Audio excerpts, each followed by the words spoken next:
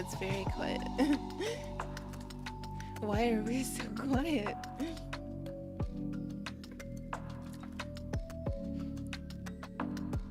I thought we had fixed these noise issues. No. Good morning, dear. I think we will drop our background just a little bit, maybe.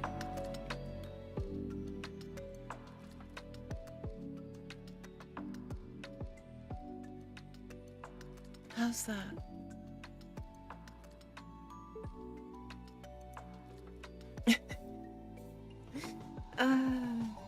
My. Okay, let me add this first. Welcome in, my dears. Hello. Welcome back to Somnium. This is your loving dream siren, trying to be here 100% with you today.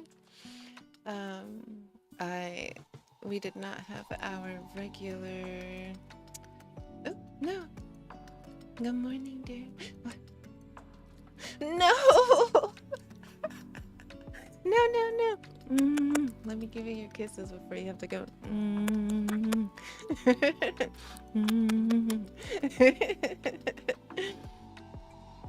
90%, man. Let's see.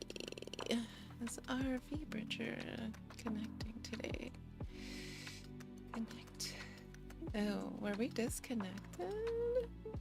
Excuse? Maybe we are still disconnected. What's going on? Connect. It says it might be connected, possibly. Sorry about that. You're on 9. You've used 90% of your internet, and the week is not even done. The week's not even done. You gotta slow down a little bit. A little bit. No, I'm just kidding. I know that you have so many important things coming up this week and the weeks ahead. Okay, let's see if it works now. Let's see. Please wait. Yay! There we go. Oh.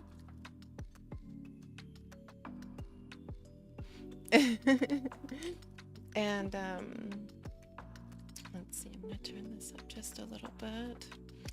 And then the other thing that I wanted to test for us was the lore command. So let's see if that's working. Lore. No. Oh! Yay! We did it! Yay! So now we've got our lore command set. So anyone that joins, please, if you have any questions about who I am and about our world here in Somnium, please feel free to type in !lore. I'll have to also add that onto our website. So once you go there, if you visit the first page, it actually has all of our channel commands on the first page. So things like hug, kiss, there's so many of them, and I don't even think I have all of them actually card. Yes, I don't think that I actually have all of them. How do you say it? Added, all the commands added. We also have these really additional cute commands that show just like an emote, like the emoticon in the left hand corner. So whether it's something that's like a heart or love or anything like that, like there'll be, let's see, there should be a little. Oh, no, not that one. Maybe it's heart. Heart? Oh no! We are learning as we go, as always. We are professional here, so there's nothing wrong with taking a moment to check in and make sure that your things are working. Okay, so we've got Oh, it's the hearts that I really like a lot. I wish that these were available, but we can test them. So here's the heart one in the corner. As you can see, these can be fixed coordinates around our model, but because I want them on every scene, because it's a good way to signal like emotions of what's happening. I thought it's fine to have it in the left-hand corner because it's still a signal that people can use. This is one for music or singing with the little music note there. This one is just for like excitement, right? Oh, where's our other why are not our regular commands going off? Hold on. Yeah. Like that. And then we've got, of course, like if someone uses an exclamation or there's like a moment like that, or you know, if you get lost sometimes and you're wondering what the heck is going on. So those will be little cues in the corner to help you to realize what is going on. And then whenever we have a social event here, a little cozy events for when these will be off right now, but if someone wants to join, we'll have this command that will like pop someone up in the corner like, hey, let me join in. Or we can have this one here. This one's like, it's my first time seeing this, which, you know, I think this one's actually really cute. It's kind of like sharing your initial excitement about something. This one is another like, I wish to participate. I want to join you. Let's see. So yeah, we have all kinds of cute little things to add. And oh, and then we have the laugh out loud one as well too. I forgot that one. So those are pretty well known emotes from anime or manga. So everyone should be awfully familiar with them.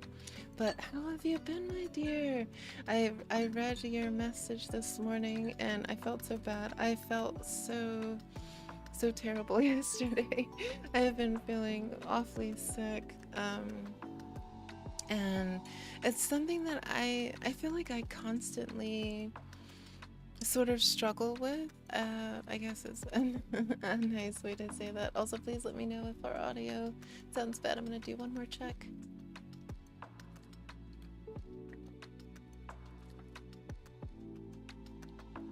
Do we sound low or is it just me? Hold on, it might just be me. Hold on.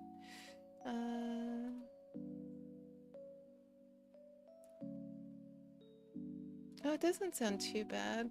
I'm doing okay. I just I think that I think I guess maybe part of it is I don't feel good every day. I mean, to be very honest, every day I feel very unwell, and that is just something that I deal with my personal disabilities. And I started streaming as sort of like a healthy outlet for me. It's a way for me to have something to do because I'm at home like so much, and I can't really go out so much. Yeah. I mean, so I try, and that's also something that I was thinking about as well. People seek out usually streamers on YouTube or Twitch or what other Bilibili, various amazing platforms, right?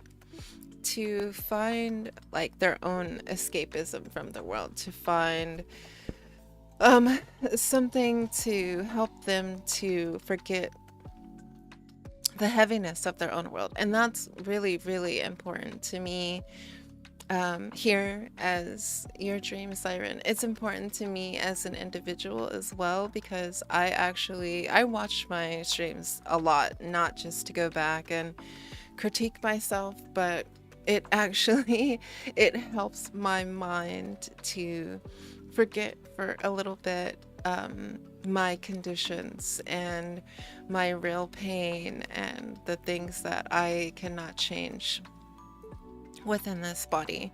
It's one of the reasons why I had started to look for 3D artists to make our model so that we could do 3D streams in VR chat. But my model happens to be very complicated for many artists, and so I'm going to wait for this one particular artist that I think is really well and wait until they hone their skills a bit more. But in the meantime, because I actually know how to do the very basics, like I know how to change my skin texture, I know how to change my eyes. This is all done through Unity, um, Unity, Blender, and I want to say Cats. I'm not awfully familiar with Cats. It's more that you use that for like weight painting and things like that. But I'm really familiar with Unity. I'm just not very good at Blender and the cat program. So you kind of are at the creativity and the imagination of creators on Booth. And there are some spectacular creators and artists who create wonderful models and clothing. Um, so I'm gonna try really hard to uh, uh, find things that are similar enough that you can identify that, hey, that's Mimu. One thing that I am having a difficult time with, as well as the artists that I spoke with, is finding things like hair texture. There is not one single hair texture that I have found on Booth that is similar in any any form um, to our large model here.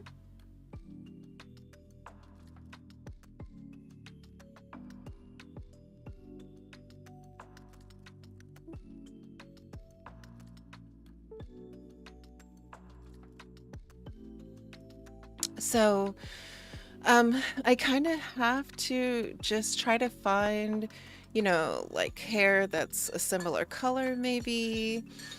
Also, we have coffee this morning, and we're still going to read our description for what we're getting into today. I do have a really cozy game for us to get into, is the Tiny Bookshop. It just released last week or this week, one of the two. And it's a really cute game about having a bookshop that you tow behind your car and you go to various locations. And a lot of people, and I was as well surprised that a lot of the books are actually like real books that are suggested in the game. They're not um make made up books just to the world that you're in the game.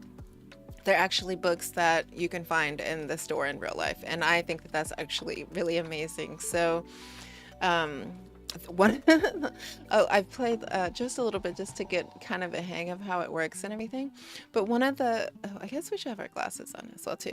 um One of the books that they suggest that I really like is this book called The Gunslinger by Stephen King, and it's a long series science sci-fi book, and I don't think Stephen King has done anything else like The Gunslinger, and a lot of people.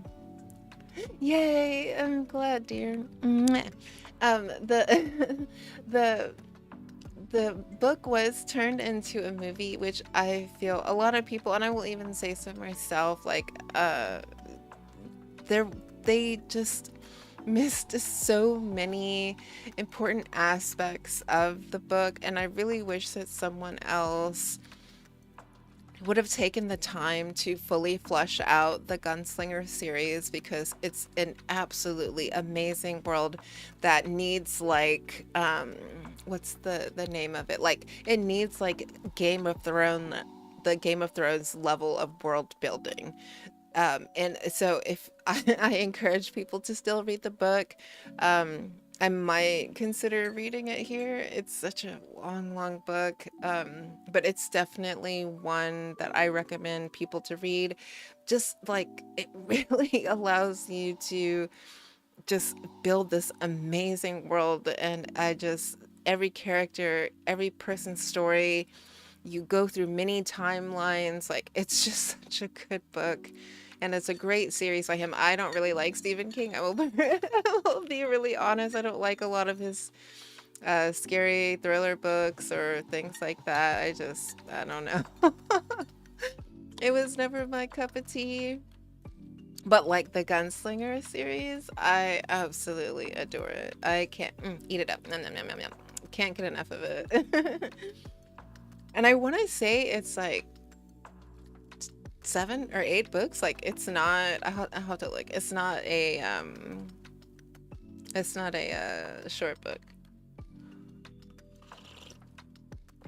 I forget that you can also hear so much more with this new microphone setup that we have, and I think I had considered to like turn down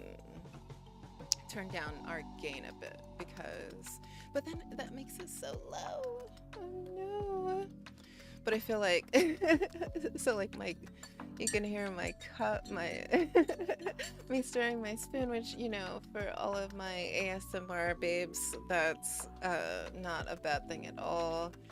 Um, but let me find how many books there are in the Gunslinger. So yeah, it's oh, I watch movies a lot. I don't go to theaters. I haven't gone to a theater in a really, really long time. I just feel really uncomfortable going to theaters, and I'd much rather just watch a movie at home.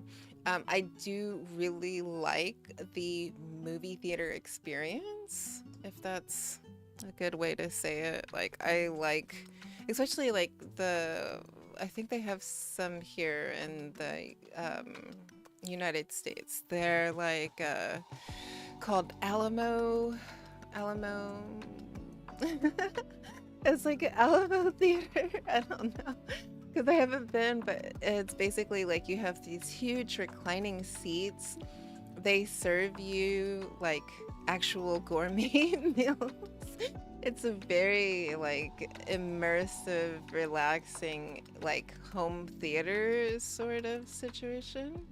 Yes, I am. I am. I am in the United States. But we are here in Somnium, which is not in the United States. My human form is from the United States.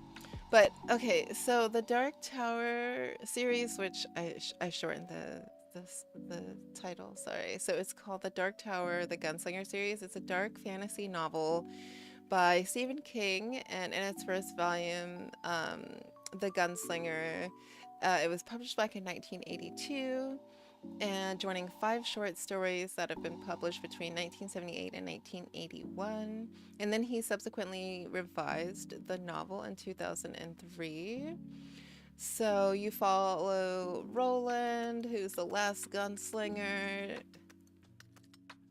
You wait, you knew that I was from the United. I think that I pretty clearly sound like I'm from the United States. I don't know if I could sound like I'm from anywhere else. The only time that I feel like I could sound like I'm from anyone else is if we talk with an accent, but that means that I'd have to talk like this steadily. But I think even talking with an accent, that means that I could fairly be from anywhere. Fairly much be from anywhere. Uh, but yes, I do believe I have a bit of an American accent. And there's nothing wrong with that. I think accents and languages all over the world are very beautiful, no matter where you're from. And I think that it's really amazing to dabble in other languages, to try to learn from others, and not just their language, but you know, their how do you say it? Like not their courtesies, hmm, their customs, their customs, and try to hold those things in regard. Oh, oh, do I sound like I could be Italian? But yeah, I think it does say it on my little my description thing that this is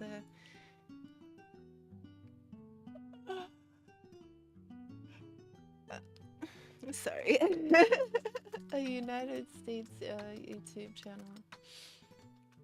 But yeah, the novel fuses Western fiction, like cowboys, pew pew, with fantasy, science fiction, and horror.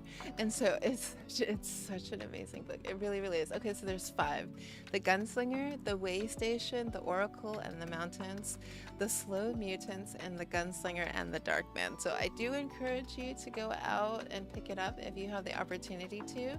It's a really, really great book. Um, and again, like the world building is really amazing. And it's if you're someone who does really well creating worlds with your own imagination, and I mean like very vast, expansive worlds when you're reading, I think you'll really enjoy this series a lot. But let us begin our intro into today. Let's go ahead and again read our description box for today so that we know how to follow along and carry ourselves accordingly outside of our regular rules. So don't be don't be shy to read all of that cozy information, but let us begin. Welcome, my loves, to the coziest corner of Somnium, where books grow like violets in cracked pavement, and every fairy tale has thorns hidden in its spine. Tonight, we shall tend the tiny bookshop while reading softly from Andrew Lang's Gray Fairy book.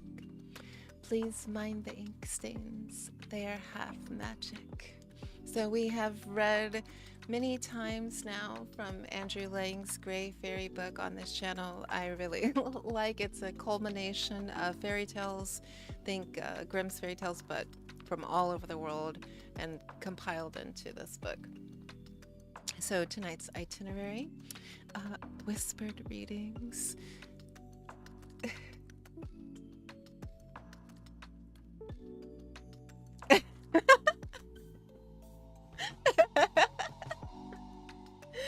I would love chocolate right now. Some chocolate to go with my coffee and grapes. That would be really yummy. So for tonight's itinerary, my dears, whispered readings, stories of cunning foxes, misplaced shadows, and deals with the moon. Bookshop ASMR. I've got all of my sound things here for you, such as flipping pages and the ringing of shop bells, and the the therapeutics of book sorting, which I myself love sorting my books multiple times, whether they're in various piles upon the floor or how I have them on my shelves, and just there's like a whole aesthetic to it for me, which I really enjoy doing. So, lore drops. How would Somnium's butterflies annotate these tales? So, I want you to think for each story that we get through, how would our butterflies annotate these? How would they summarize them into a really cute way, right? Tonight's stream ritual. A blanket, preferably one stolen from a grumpy bunny. See? Such as my sweet little. See, I wish that I have the ability sometimes to switch quickly back and forth between this model and our chibi model, because the our our sweet purple Lumi here, he's usually never grumpy. But Luminaris in his full form, he's a bit of a grumpy old man. But he's usually who I hear from most, because more than likely we are fighting away the terrors and Somnium so that my dear beloveds have sweet dreams. And your gentlest sigh for a dramatic effect. Right? Chet Sanctuary, your favorite forgotten fairy tale. Do you have a fairy tale that you very much enjoy that you feel like sharing with us? And what would you trade for a book that reads you? Would it be your favorite blanket? Your favorite tea? Hmm. What do you feel like you would trade? And if you ran a bookshop, what would lurk in the basement? We have no basements here in Somnium. We just have the Shadowborn. So for us, it would be absolutely the most atrocious, monstrous nightmares that lurk in the basement. But I want to know about you, dreamers. If you owned a bookshop, what would be held behind the steel locks and chains in your basement?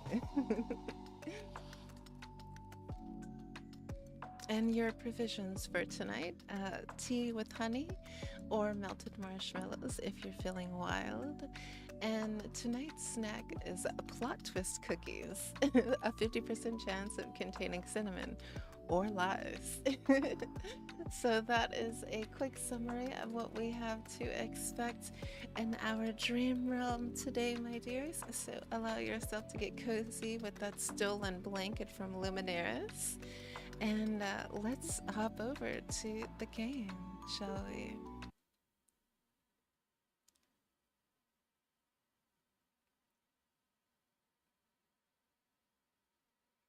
All right, let's see. Oh, so I think I turned the game audio down quite a bit last time, so let me check. Hold on. There's so many of these games that keep having, how do you say it?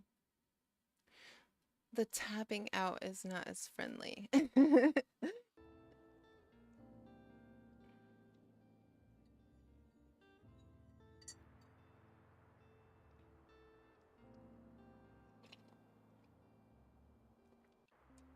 So,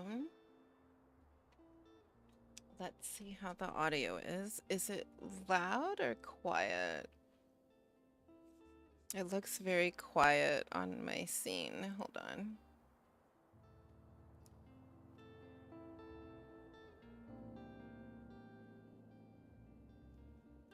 I don't want it too much louder than me, but I want you all to be able to hear it because it is rather relaxing.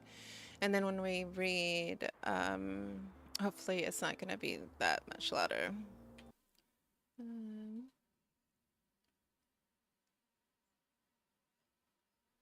oh, it is very quiet, isn't it? Quiet, quiet.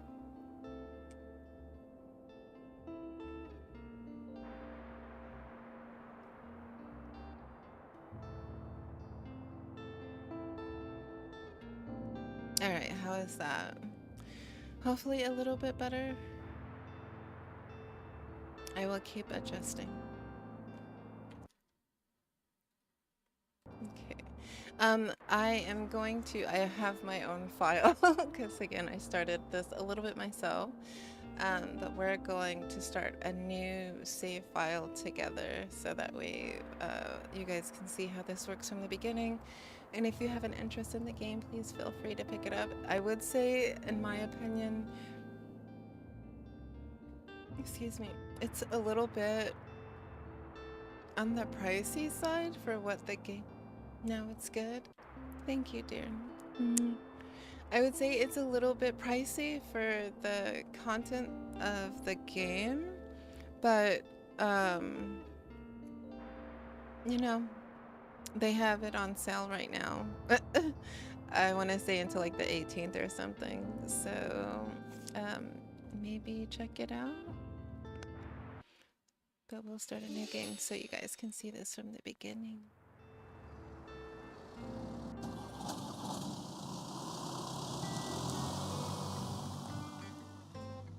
Yay! Today is the day. I've packed up my things. leaving everything else behind for a quiet life by the sea.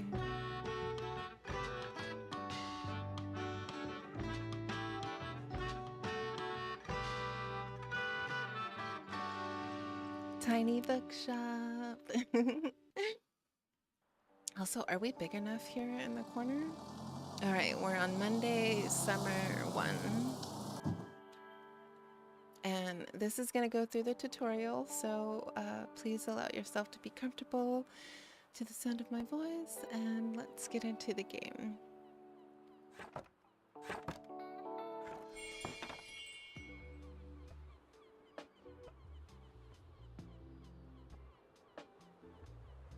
Don't let your tea get cold, okay?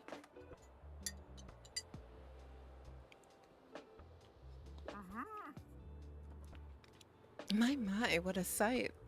You must be the new bookseller.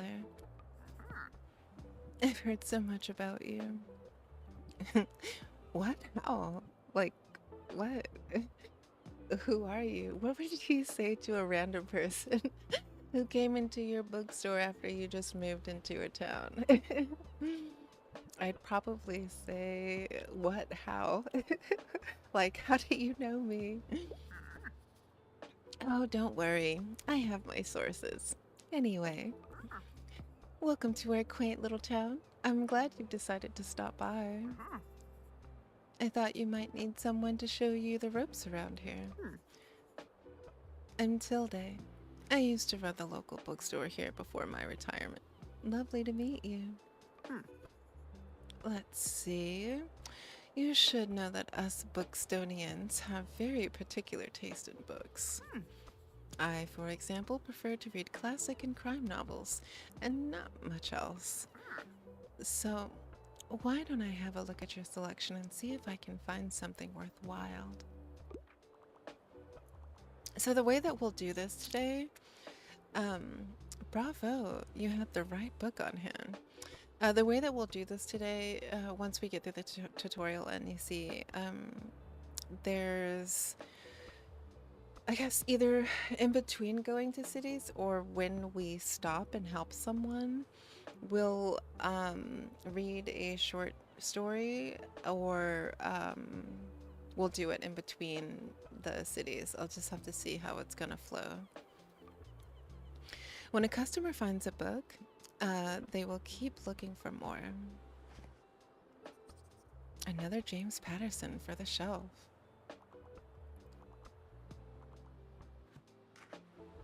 Sadly, you didn't have the right book on offer.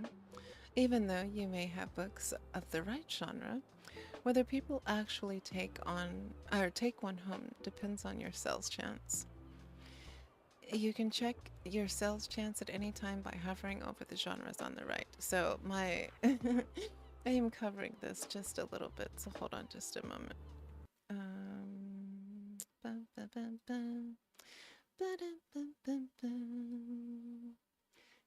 Maybe we'll be over here a bit.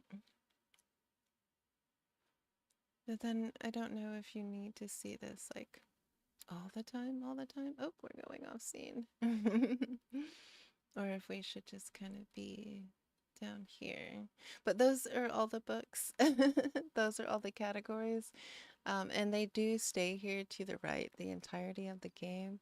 So when you play, it'll be on this side and you can see how many books you have and what's available for you.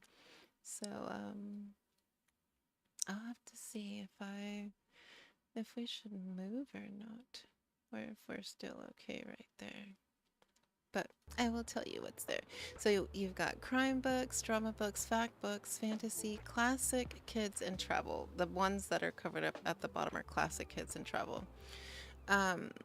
The sale chance shows the odds that someone might find a book they like. So as you can see here, for crime, the sales chance is 16%. And it scales with the number of stocked books, plus 3% from a tilde. So drama, we've got 19% based off of what we have stocked. 43% facts, 25% fantasy, 22% on classic, And also because she's here, we have a plus 3% from her, 35% for kids, and 43% based on what we have stocked, okay? Because the chance is based on how many books you have in your shop, it will decrease as you run out of books throughout the day, okay? Managing to sell that last book of a genre is the mark of a great bookseller, so let's try, shall we?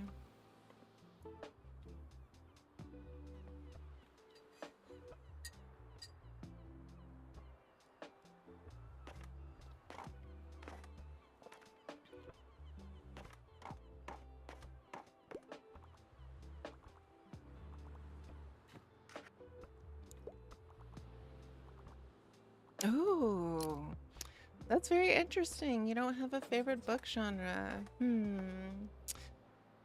you've got me thinking if I do or not. The majority of my books, I don't know because I actually have a lot. I think I'd say I have equal amounts of nonfiction and fiction books. So that's I'm probably right there with you as well too. Um, Hi there. You're the bookseller, right? I see you already talked to Tilde. Did she know everything about you already? Yeah, she does that. Told me all about the review before I'd started my job there. Oh, I'm talking about the book Stony Berry review. It's the local paper. Yeah, I sort of write for them. My name's Ferna Strada. Glad to meet you. Your arrival is kind of the only interesting thing that's happened around here in a while. So, you'll have to excuse my noisiness, but it's sort of my job to write about you now. How about you help me out by answering a few of my questions and I'll give you a free subscription in return. You might appreciate the events calendar, and people often sell used books in the classifieds. Right. So, for the record, what made you come to Bookstoneberry? A need to escape, search for where I belong, or wanted an adventure? What do you think? Why would you move by the sea? I would move close to the ocean because I think that the ocean is very relaxing. Beach towns tend to have a theme of escapism, relaxation, more of a simplicity to life, a slower vibe, right? So, it wouldn't be so much an adventure, would it? Probably more on the side of escapism. Oh, wow. I kind of feel the same way. I hope it works out for you. Okay, and what's your first impression of the town so far? Very windy. I don't think it's that windy from what I can tell. The ocean breeze seems very nice in the background. A bit intimidating or friendly, I think. I would say friendly so far. We've only met 2 people, so yeah. Don't worry. It really is. People might be meddlesome, but they they only have the best intentions. Thank you so much for the little interview. I really appreciate it. And I promise you'll have your first copy of the review by tomorrow morning.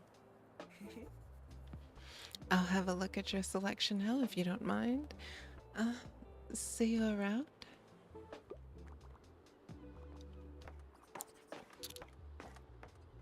Around the world in 80 days. Also, don't forget we have our breaks on the top of the hour.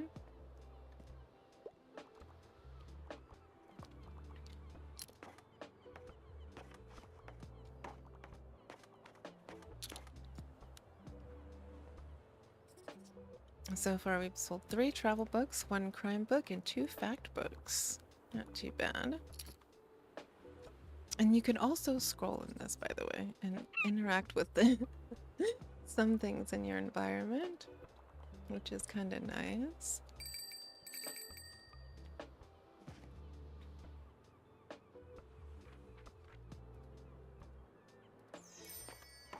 Oh, seems like the telescope is out of order right now. Oh, that's cute. Best check back later. And then we also have this little billboard here. The coastal wildlife of Bookstone Bay. And there's our hour reminder. So we'll finish this here and then take a short little break, okay? Most of the billboard is taken up with illustrations of the marine life native to the local bay. You recognize a moon jellyfish with four purple circles. You remember seeing a stranded one at Far Beach before. Their delicate tentacles are used to catch prey such as plankton, but are harmless to humans. You also see an image of a herring gull in flight. It has a characteristically bright orange spot on its otherwise yellow bill. These scavengers can seem menacing to humans, but they are trying to adjust to the increasing urbanization of their habitats. They are incredibly intelligent. For example, researchers have observed them shoplifting books, presumably using them to nest in. Lastly, there is a group of small gray acorn barnacles pictured, shown to look different above and below the water surface. Were you aware that the hard bumps often found on rocks and boats are actually the shells of small arachnopods? An acorn barnacle's legs poke out from the top once the tide comes in to catch plankton out of the water. Fascinating creatures.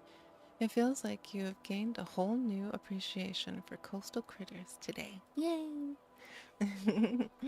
And now we are done with our day at the shop, so we're gonna close up. And away we go. New Bookstone Review, filled with articles, events, and items for sale. Thanks, friend. Alright, so the Bookstone Review reports on ongoing things around town. You can check today and tomorrow's weather, and keep an eye out for upcoming events. Here you can see the money in your pocket, and all of the books that you own, both in your shop and in storage. Looks like you're running low a little, or running a little low.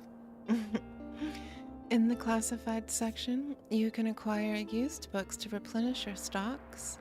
Let's give it a try, and just click on buy. Buy! Those should come in handy. Maintaining a good stock of books is an important part of any book selling adventure. So you see we got 6 travel books, 6 kids books, 4 fantasy, 8 classic, 1 drama, 2 fact, and 2 crime. The classified section will sometimes have other bits and bobs. Let's pick up this lonely cactus. Oh, why is it lonely? Now, as you can see here, we get sort of perks. DVD on the brain. We get these perks from equipping this cactus to our bookstore. So here you can see. You love the book covers? Oh, I'm glad, dear. You're so sweet. The cactus, it gives a bit prickly, but has a heart of gold. So while we have this equipped, we get 2% bonus to drama sales chance and 2% danger. So you can see there it says plant, standing, small, and dangerous. So we'll pick that up. Close the newspaper by toggling it off in the item bar. So we can just close that here. And let's give this lonely cactus a new home. This is your item bar. From here you can open the newspaper and customize your bookshop amongst other things. So let's take a look at that. Click here to customize your bookshop. Ba-da-da! Now we've got this lovely cactus. So where are we going to put it? I think right here would be nice for now. And nice, you got a boost. So see right there, we've got 2% boost to the cactus. Some items can increase your sell chance for certain genres or change the effectiveness of other items. Watch out though. Sometimes this comes at the expense of another genre. So I'm assuming that that means that we should not equip all things at all the time and remove some things depending on what we're trying to get bonuses for our book sales, right? Equipping some items will also increase your daily expense, so keep that in mind. So right now our daily expense is +4. To remove an item, simply right click it. Oh. And you can decorate inside and outside of your shop just by clicking here. So click here to manage your inventory by different categories. And try selecting the paint category to begin painting your shop. So these are the paints. You can just click to paint them. I'm not... Is it going to be too much if we go with... So on my private account, I have things painted to sort of match our themes to our model. So book sign, a sign that says books well equipped plus 5% customer count. So small and hanging, and we got a folding chair. Why not show off some of your beloved items here? Well equipped, we get +1 daily expenses, and it's huge, standing and paintable. And we get a guest book. People left some sweet messages in here. While equipped, the white color will look good. Oh, a light color will look good. Yeah, we can do a light color. Let's see. Sorry. So we get 2% to customer count, and if you sold more than 10 books yesterday, you get a 5% on customer count. So that is a big motivator. So let's see if we do a light color. Like these greens I really like, right? Oops. And we can paint all of these different parts here as well too. So like, you know, we can change the roof. This mint green is really nice. I want to know what other colors might go nicely with the pink's not too bad with the green. I think that might I might be is that too much? I like it. And then maybe a lighter color on the roof. I like that. Let's add some more items. Let's put this sign up so we can do that on one of these three. Should we add it here to the middle or to the back? I guess we can add it here, kind of closer to the entryway for now. And then let's put our table down as people are coming in so they can sign the guest book. And then we can put 3 things here on the table. So we'll put this closest to people coming in, and then put that cactus back here so people don't hurt themselves. And I think we can also paint the table, right? So, oh, let's paint the floor. Doop, doop, doop, no. Doop, doop, no. Doop, doop, no. Doop, doop. I want it to match. Let's do the white there. This sandy white color is actually pretty nice. We can paint the, well, you can't see it, but we painted the cactus as well. And so that's really cute. All right, I think these are all nice. And I don't think we have anything else that we can add. So we're gonna do that. Now, before we go to our next location, we're gonna take a quick break. So make sure that you stretch, and we'll be right back. Oh.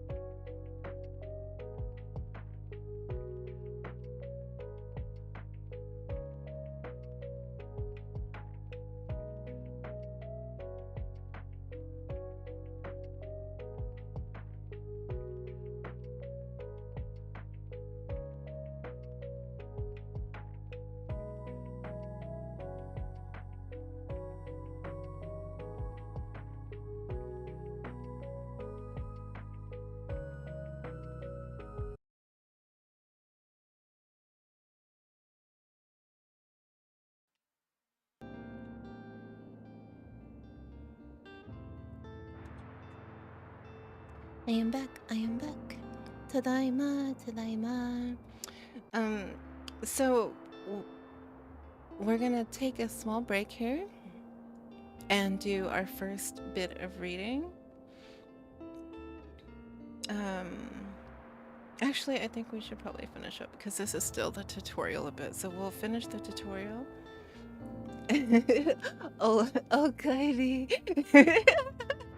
Thank you, dear. I was like, huh? So let's go through and finish with the tutorial, and then we'll do our reading once we get through. Because I don't think it's very long, if I'm not mistaken. So you can still hear the game, hopefully, because I don't think I muted that. No, I didn't. Okay. So welcome to Buxtonberry HD. It's okay. It's okay to make mistakes. Sometimes they're actually perfect. Each day you can pick a location to visit on the map. So right now we've got the waterfront square. Going to a location has a travel cost, so we have to make sure we have enough coinage, which is based on your daily expenses as well as parking fees for the location.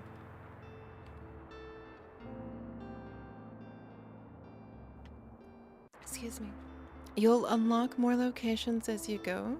For now, let's pick the waterfront square again. Alright, these are the books in your storage. Select a genre by clicking left click and then start stocking your shelves. So the way that we'll go ahead and do this, left click to place the selected genre in your shelf and click and hold to drag multiple, place multiple books at a time. Nice. This is now in your bookshop. Stocking more books of a genre increases the odds of people finding a book that they will like within that genre. Track the sales chance by hovering over the books on the right. So as you can see here again, now we had that skull, so that increases, I believe, drama, right? Yeah, from the not skull, the cactus. So you can remove books from your shelf by right-clicking. And let's fill up the shelves. No need to leave any empty space. So we're just going to remove everything. And then we're going to do these by, I think, oh, we only have 4. I could have swore we got more books, did we not? Uh-oh. Drama. Facts. Oh wait, no, we have so many more of these other ones. Okay, so we'll do 5 fantasy, classic, kids books, travel. Okay, so since we don't have a lot of these others, let's add, I feel like people would maybe want more fantasy, right? Don't you think? So we'll add a fantasy book here and here. One more classic here. 1 or 2 more kids books. We added quite a bit of travel.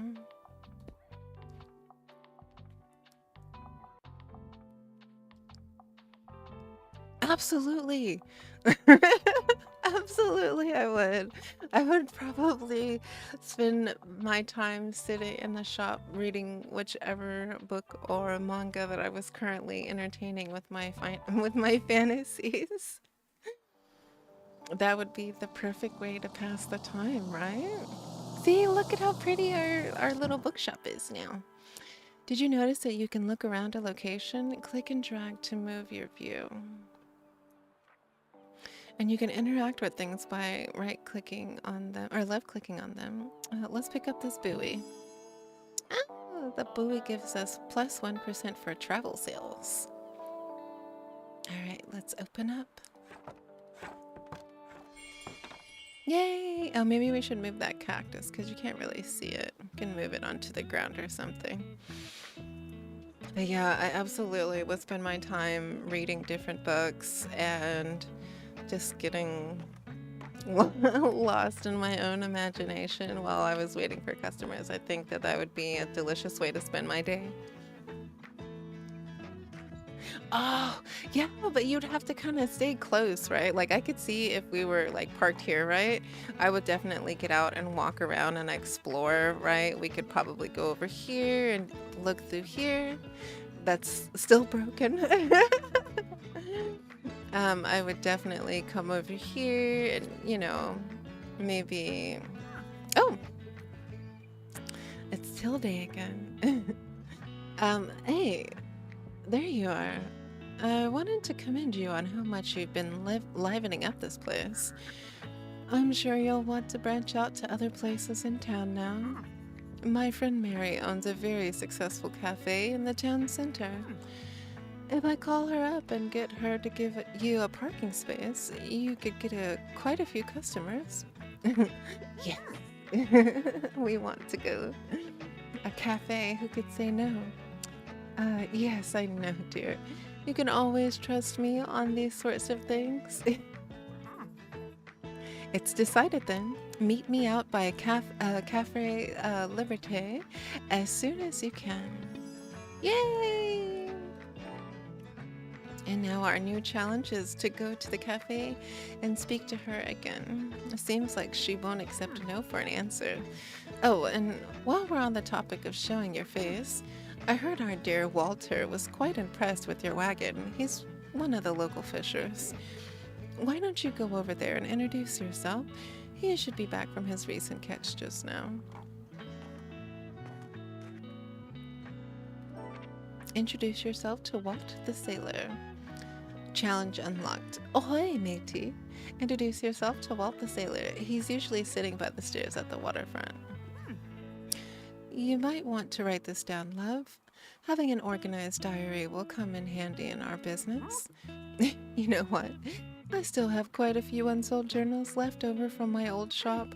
So here, why don't you take this one? And now we have a journal. There you go. I hope you make good use of it. Goodbye. Alright, so now we have a journal and we can open it to check our progress.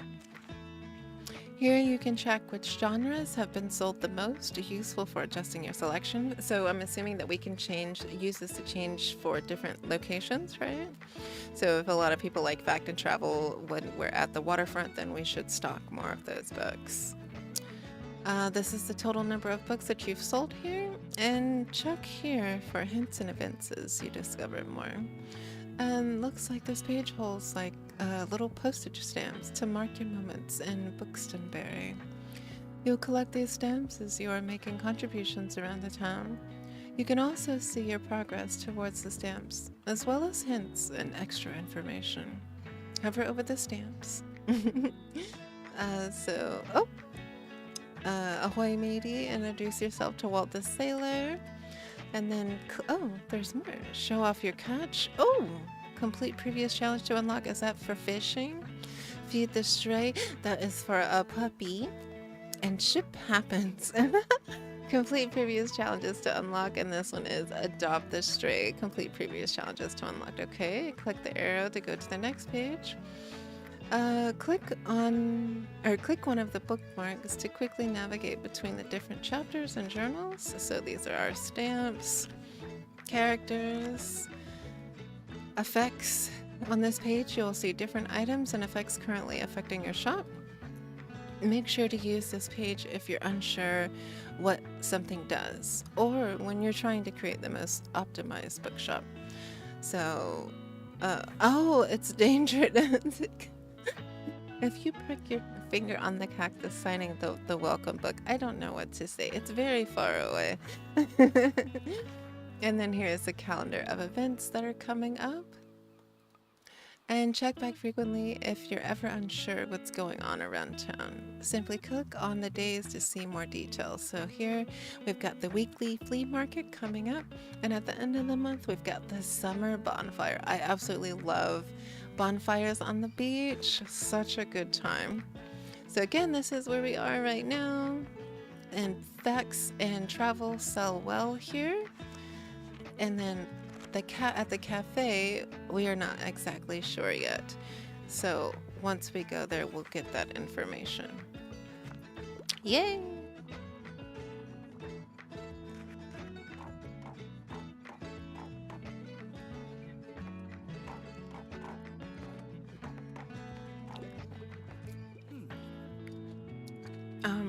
Hey, what are you doing here? So I had assumed you'd be at the beach, like everyone else. Oh, I'm so sorry. I already forgot that you're new. You must, or you just seem to fit in so easily. I'm so sorry. Sorry. Here, I'll show you how to get to Far Beach in case you wanted to drop by there soon. And now we have unlocked this location as well. This spot is a popular destination for families in the summer, so probably we should equip more children's books, yeah? When we come to that location. So challenge unlocked to visit the beach 3 times. I'm not really a beach person myself, but I'm sure the crowd there will need some of your reading material.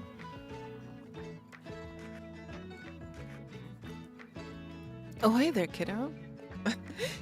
I don't know if I can have a, can I do like a sailor voice? Ahoy there, kiddo. How's it going? And now we have a stamp for him as well. Looks like you're good at, looks like you've got a good sturdy vessel there. I've some old items lying around, which I thought you might like. See if anything of it is to your liking. So we can get a buoy, a lobster buoy, which will give us a chance for travel sales, but negative 15% to animal effects. We don't want that. The square buoy would give us +1 to travel, but we already do have a buoy. And the vintage globe would give us +1 for our daily expenses. For each different location you have visited in the past 7 days, +2 for travel sales. So I don't think we're going to grab any of those things right now because we do need money for books. My friends tell me you've got some decent cargo on board too. They've been especially enjoying your travel and classics novel. Guess I have to be careful, or I might be outsold by her. Why don't we make a bet? If you can make 20 sales to my buddies, I'll admit defeat. Alright, so we need to sell 20 books here. Hoy. I'm looking forward to a little competition, kiddo. Good luck. Good luck indeed. Oh, look, there's a puppy. Woof, woof. This little stray seems a bit hungry. Throw a dog a treat. Challenge unlocked, feed the stray. That stray you met seems really hungry. Why don't you throw him a bone or something? Would you like to pet the dog? Of course. Of course. Now, where are we going to get something to feed you, though? Woof, woof. Woof.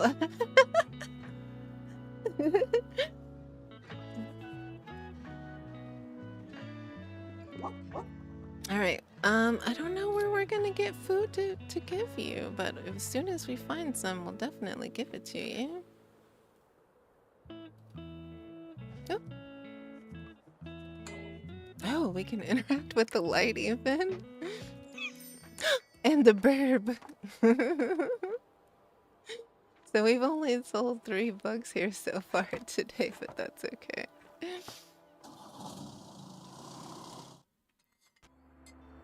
Alright, looks like some items have been discounted a little.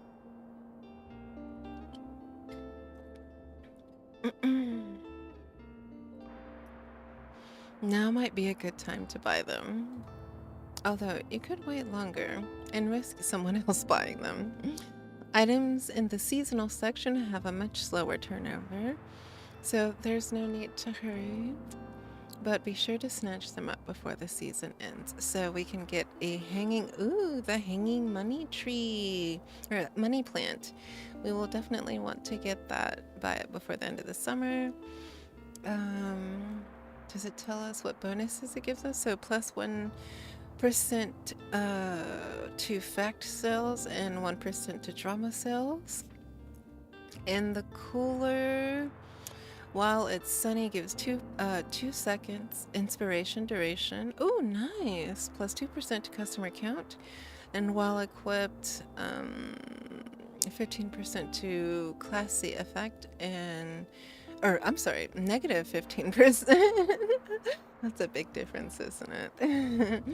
And plus 2% for daily expenses. So we can, oh, that's free 99. Why wouldn't we get that?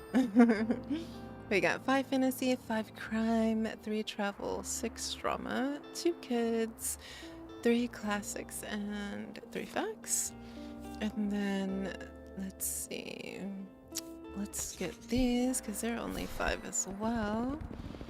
And we've got 5 more classics, 4 crime, 3 travel, 6 kids, 2 fact, 3 fantasy, and 3 drama. And I think that's all we'll get from these. Let's see what's in the paper, by the way. Wednesday, Summer 3, Year 1. Public Park still in despair. Park management looking for volunteers. Last winter, a series of snowstorms devastated vital parts of the beloved Rye Park. Many trees were uprooted and flower beds were destroyed by strong hail.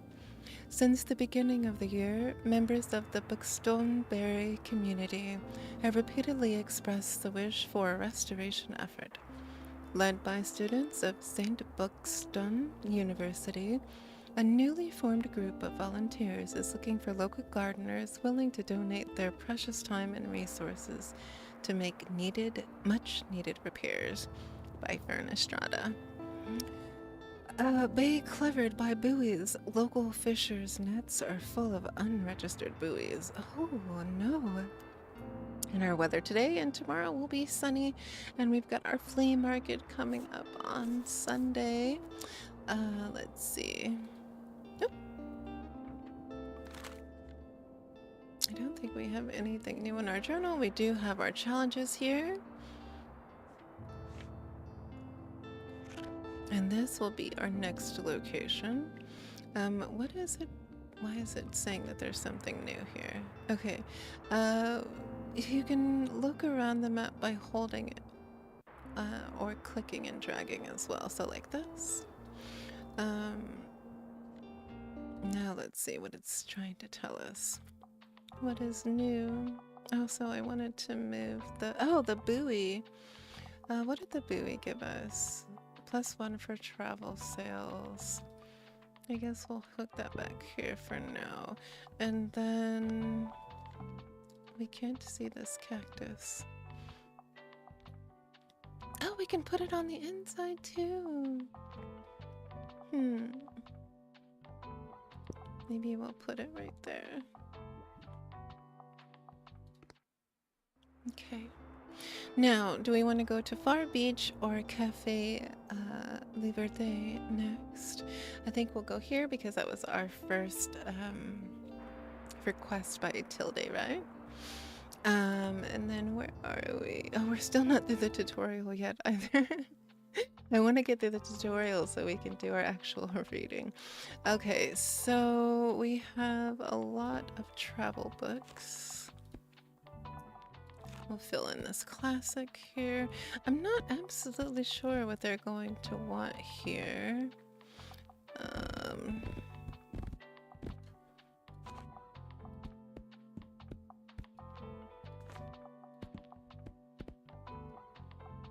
But we do have the bonus on drama, so let's put all of those out.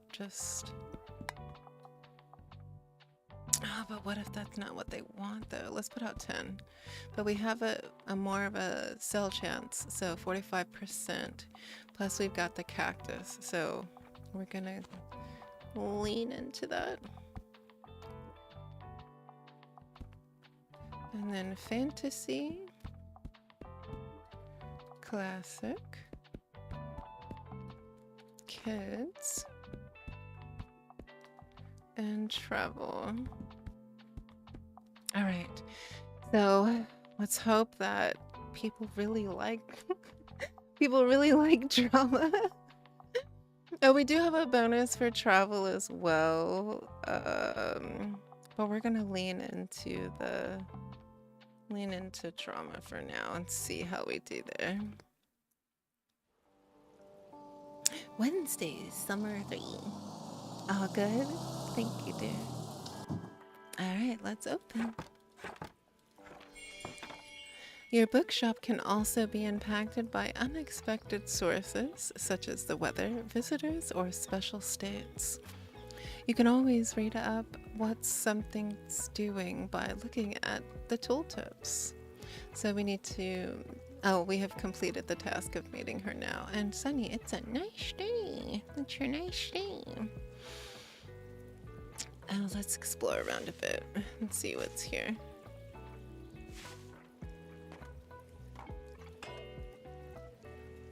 Oh! Oh! There you are.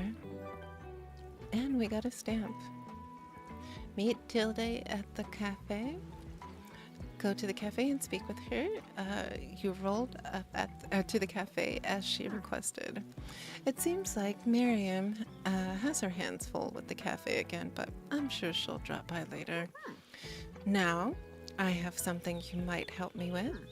I've been cleaning out my old bookshop for months now, selling the small pieces at the flea market. This Saturday, I'm trying to move the more bulky items to the market. Help an old bookseller out, will you? They'd fit well into that little wagon of yours. Just pick them up and bring them with you to the market on Saturday. So we're gonna pick up her items and bring them to the market on Saturday. Oh, I owe you. And I'll make sure there will be lots and lots of customers in it for you.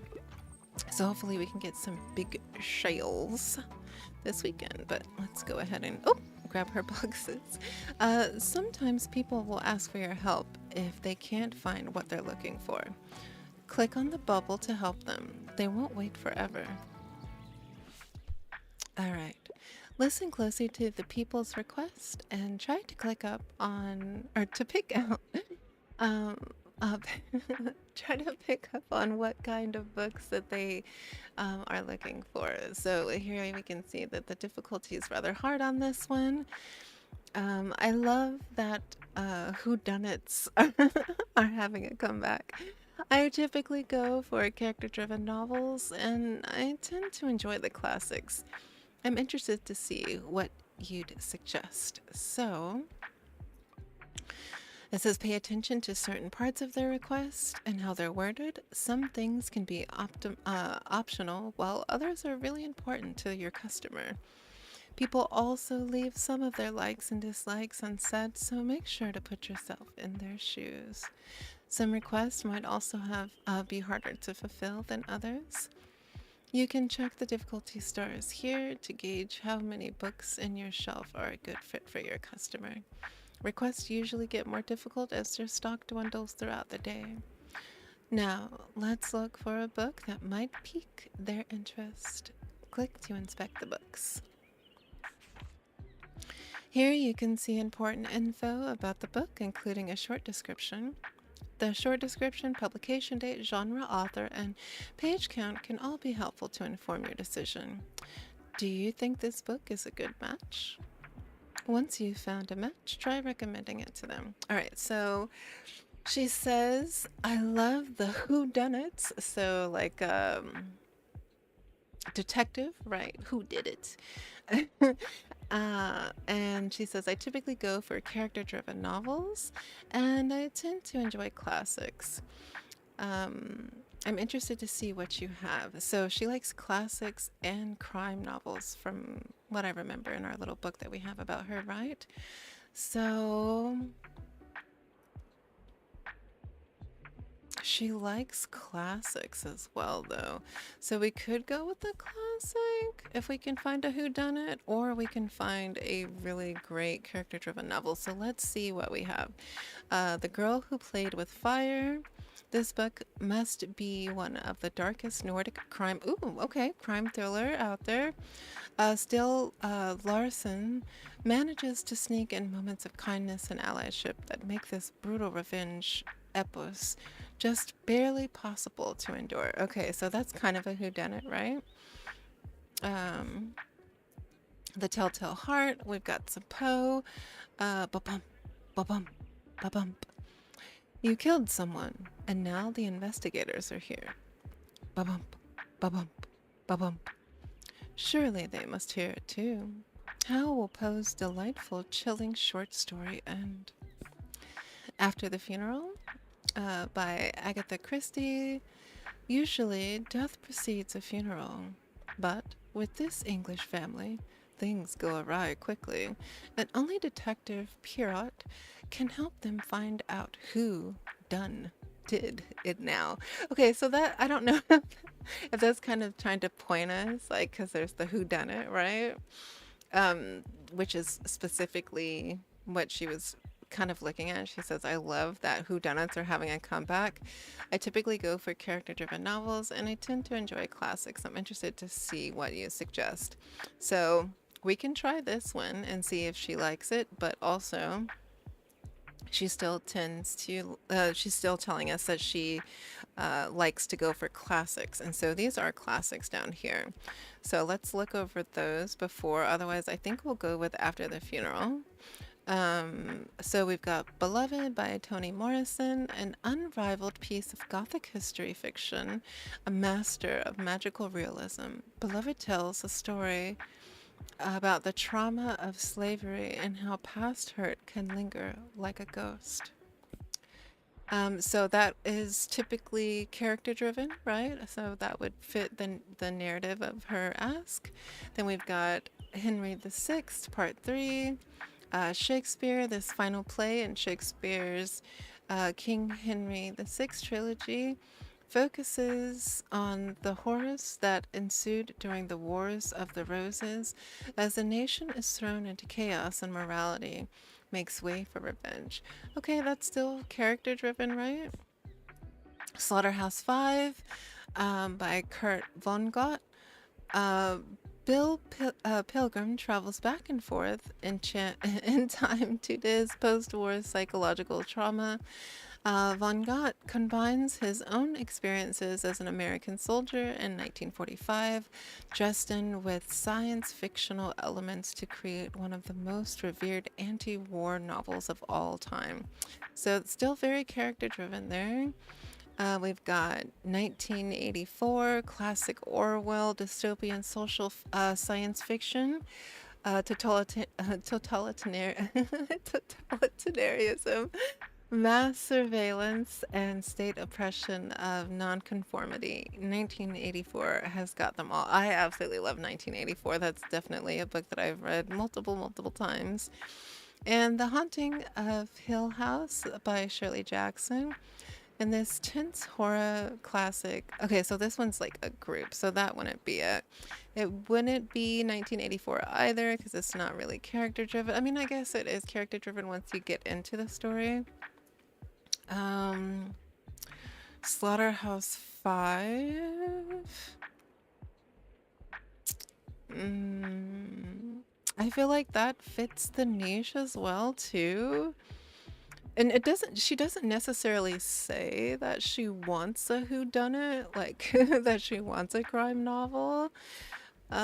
She says that she typically goes for character-driven novels and she tends to enjoy classics. So I think um,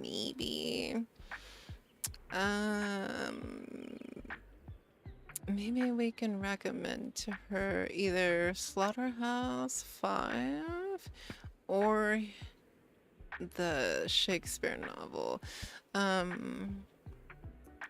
Otherwise, I feel like the after the funeral would probably be a great pick. It literally has who done it in the description, but I don't know.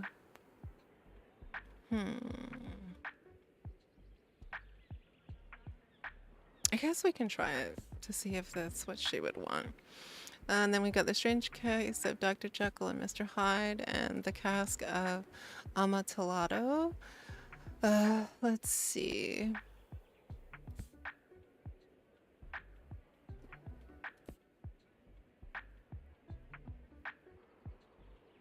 Aw, my beloved. You want to do my beloved? Its name is good, maybe a good story. So the my beloved is gothic historical fictions are actually really nice. And maybe we can. I have to see if that's a book that we can read here. Let me make a note of that. Let me actually take a little screeny, and then we'll come back to it later. And that way we can we can see if that's one that we can try. But does this one also meet her request though? Is this character driven? It is a classic, so it hits that. But it's not necessarily character driven, right? Like, we don't know if this is discussing just one person specifically. This is kind of going more of like the overarching view of this is like the trauma of slavery and how past hurt can linger like a ghost. So we don't really know if it's focused more so towards being character driven, but I will see if it's one that we can read together because I do think that it's a really nice story as well. I think the only character driven ones would really be this one and the only other one that would meet her, I love a whodunit because it literally has it on there to help find out a whodunit. And she is also difficult. So even if we suggest what it is that she wants, which is one thing that I've read in the reviews, that people were sort of complaining that no matter what you recommend, even if it's on brand to what their request is within the specific genre, that a lot of the times the guests don't take your recommendations, which I think that's absolutely fine. I'm not going to complain about that. But just a heads up, don't be disappointed if they don't like what you recommend. So let's see. Uh, what do you think? After the funeral or uh, Henry the Sixth, Part 3? I think I kind of almost want to go with the classic because that's what she tends to lean towards, but she does ask for what we have for a whodunit. Well, she says that she likes that they're making a comeback. She doesn't necessarily say that's what she wants. So let's go with this. This is a classic Shakespeare, character driven, that hits all the nails on the head. Let's see what she says. No, wait, no murderer. So she wanted the whodunit. Darn it. Oh, okay. Maybe we should have recommended the first one. For now, they're done shopping, but maybe they'll come back later. Oh no. So she did want that crime novel. That's okay. We'll have to take chance and be risky.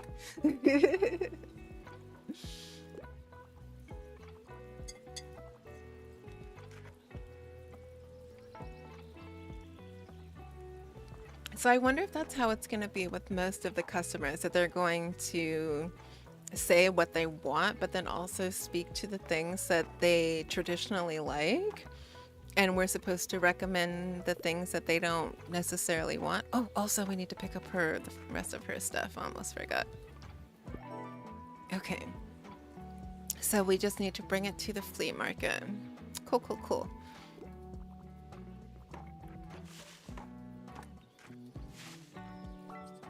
Oh, there's all the stuff right there.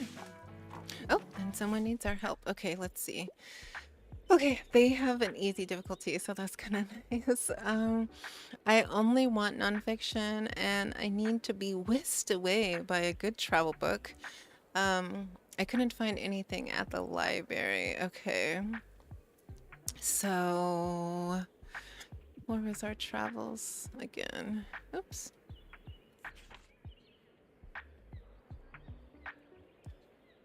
I will. Thank you.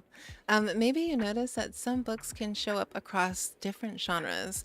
This doesn't impact how a customer perceives the book, but you can use it to recommend books in a genre where your customer might not have been looking.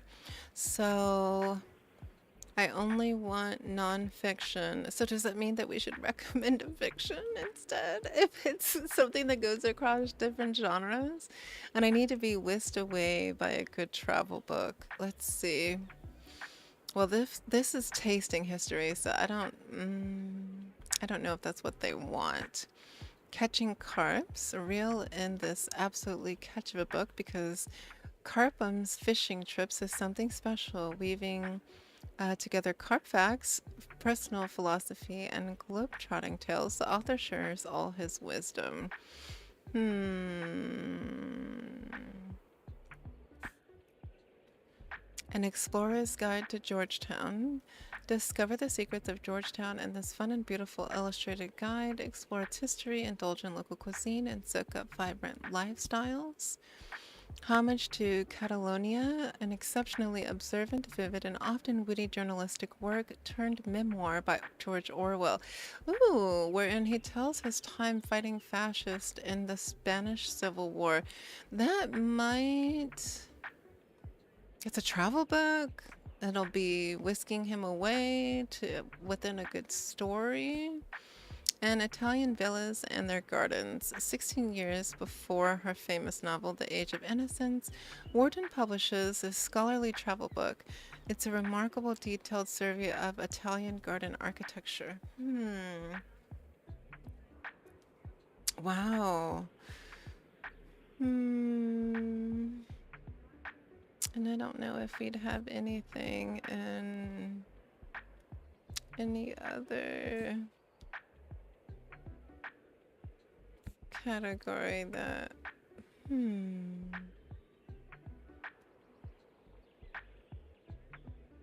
But they only want nonfiction?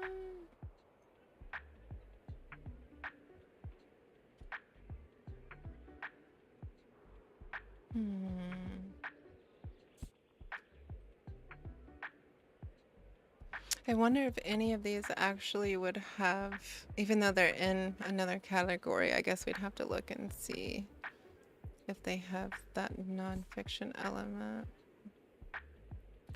That's definitely not going to whisk them away. Neither is that. Neither is that. Neither is that. Maybe facts. Ooh. Good to know the Finnish designer master Alvar Aalto, as this book takes us on a visual journey through almost 60 years of iconic creations, including photographs, plans, and sketches. The Dictionary of the English Language. Encyclopedia Bookstonia, Volume 4. A short history of nearly everything from atoms to galaxies. They want a travel book though, so this doesn't really go over travel. Finding optimism, the future is good. And that's not really travel either. I mean, this would still work. Have you ever wondered what people were cooking during the Great Depression? Or did you always want to try a recipe from ancient Rome? No. Oh. I love you too, dear. I'm sorry. I'll see you later on the VOD.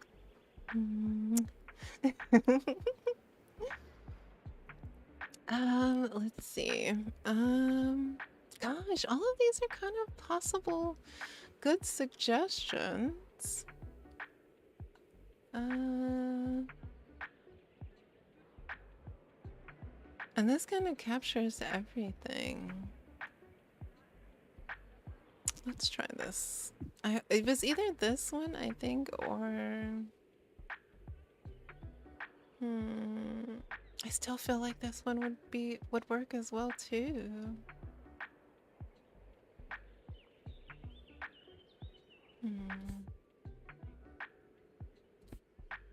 Let's try tasting history.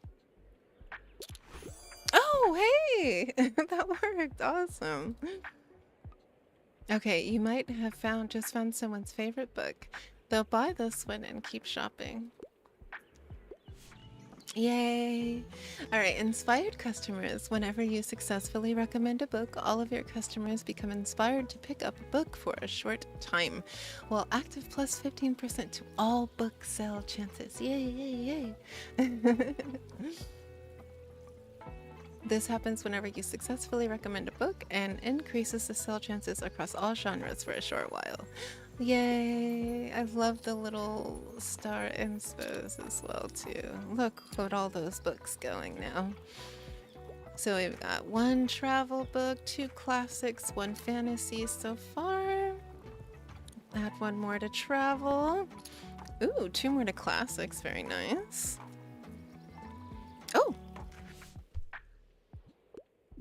I Want Travel Inspo in Search Of is one of my all-time favorites.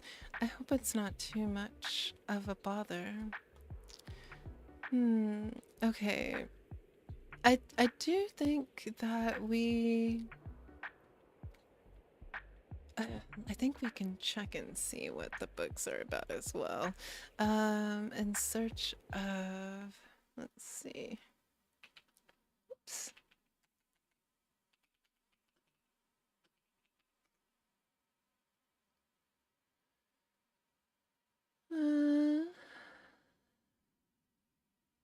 Oh.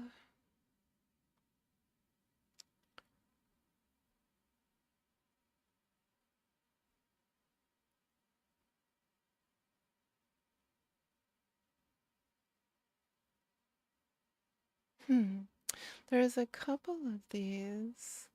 It doesn't really say it's a book. It says it's actually a TV show.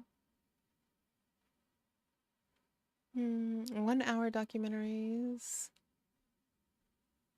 in search of ancient astronauts. It must be a plethora of different things then.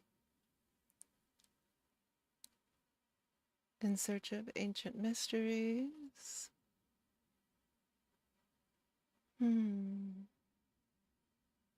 Great mysteries of the world, with episodes having an introduction and conclusion presented by television presenter Scott Lambert. This goes over many general subjects, so extraterrestrials, magic and witchcraft, missing persons, myths and monsters, lost civilizations, and special phenomenon. I might be onto the wrong thing, but it's kind of difficult to tell.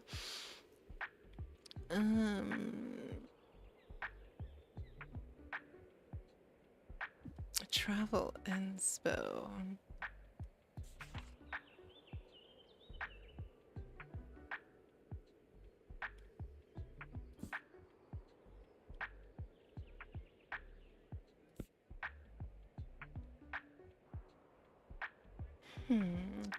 Maybe it would be in facts?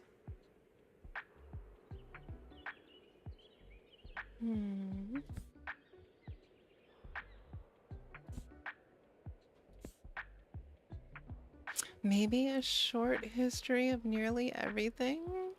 If this... I don't know if the book or the TV show that I just looked up is accurately what this person is talking about in the game, because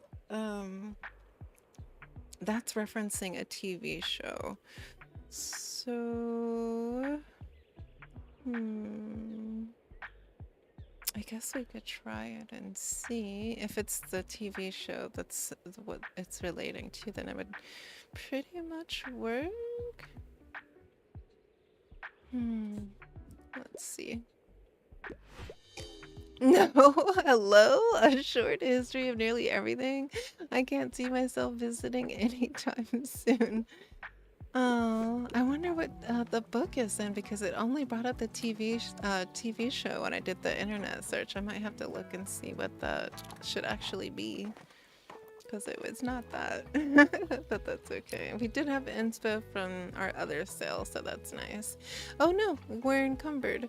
Wow, this stuff is bulky. You won't be able to carry much else. While act. Oh, plus 10 on our daily expenses. Yeah, we did pretty good with sales so far. Oh, yeah, that's really great. I didn't realize we sold so much. We've got our bonus for drama and our bonus for travel as well. That's so nice. And I think that's the end for our day. Oh no, that's 27. Why didn't I thought that was 270? I was like, wow. We did exceptionally well. All right. So now Thursday, summer 4th, year 1. Store in town center sits empty. Former bookshop cleared out after Sankalan's retirement. Many of our readers will have fond memories of the Bachhandel and Antique Variet at 4 Cyril Plaza, where Tilde Sankalan stores were always open to comfort you with the perfect book. And while the 76-year-old has been happily retired for a few years now, it still feels like the end of an era to see these doors come to their final close. Can Buxton Bari's new mobile bookshop follow in her impressive footsteps? And what will happen to this prime spot at Cyril Plaza? Oh, and then an interview with her on page 7. Okay, we've got sunny weather today and tomorrow, and we're getting a bit closer to the flea market. Anonymous poetry discovered at Far Beach. Enigmatic bottle versus captivated lecture students. So let's see what we have. I think we might just pick up, let's get the cheat books. 5 travel, 5 kids, 5 crimes, 6 fantasy, 1 drama, 4 classics, and 2 facts. And let's see, we're gonna go to that the North Beach. It looks to the map. And I think we probably should have more kid and travel books there. I'm wondering if we should get the vintage kids book. It's only 20. What do we get? Oh, wow, we got a lot of kids books. Okay, that's great. Wow, we won't need to buy kids books for a while. That's kind of nice. We can get comedies and drama, or we can get more used books, because that will give us let's skip that. Let's see.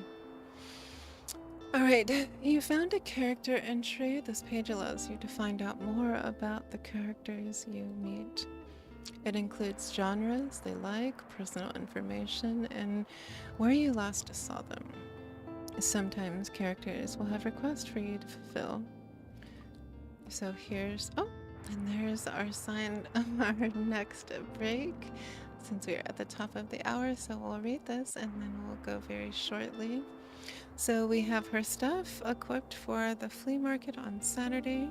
We last saw her at Cafe Liberté, and her birthday is spring, the 18th day of spring. Her favorite books again are crime and classics. Notes she, her, pillar of the community, cat lover, and knows better than you. Alright, let's see. Then we've got Fern. Their birthday is the 10th in the autumn season. Last seen at the waterfront. Favorite books are fantasy and travel.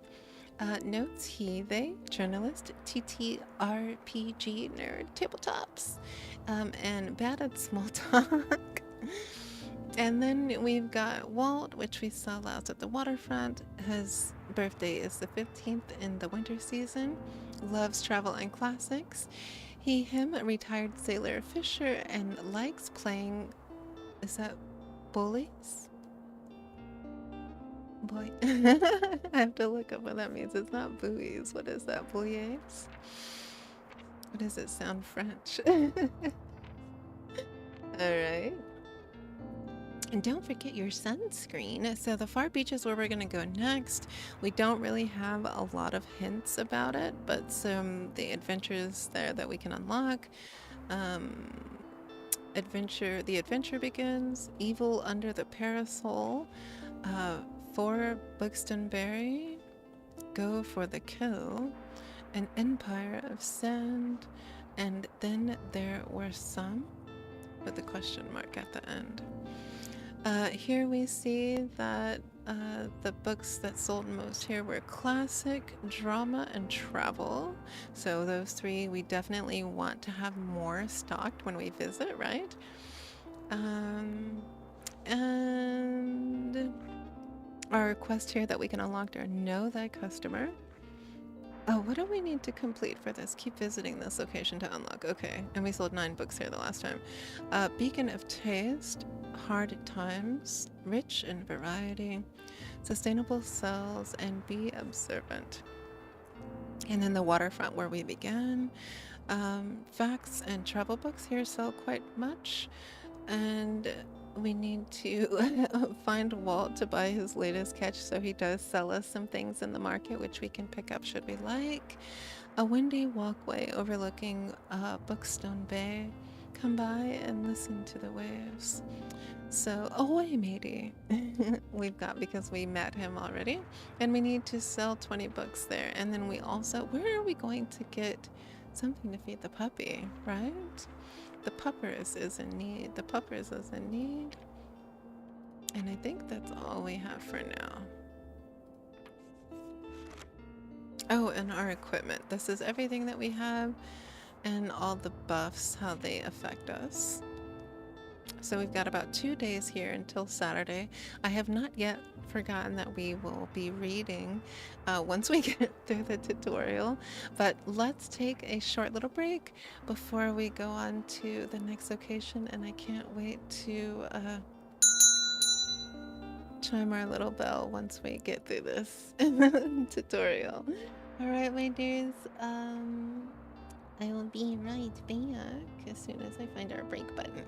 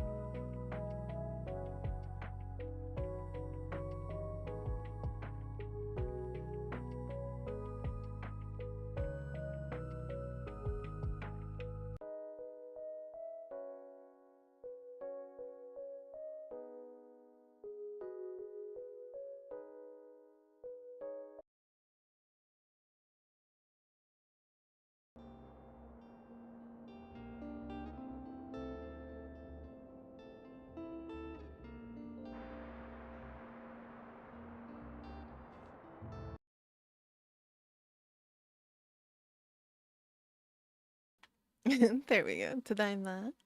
Let's continue where we left off. The tutorial is probably just a little bit longer, just only because we're talking through it a little bit more. But I have not forgotten, my dears, that we are going to do our reading soon as well, too. So, if we're gonna go to Far Beach, I think I was saying that we need...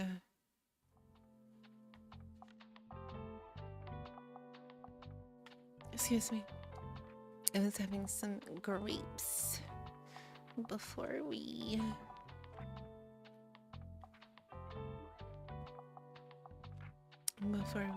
returned from our little break. Okay. Oh, it's so much to go here. Why? Do we want to just go back to the waterfront for now?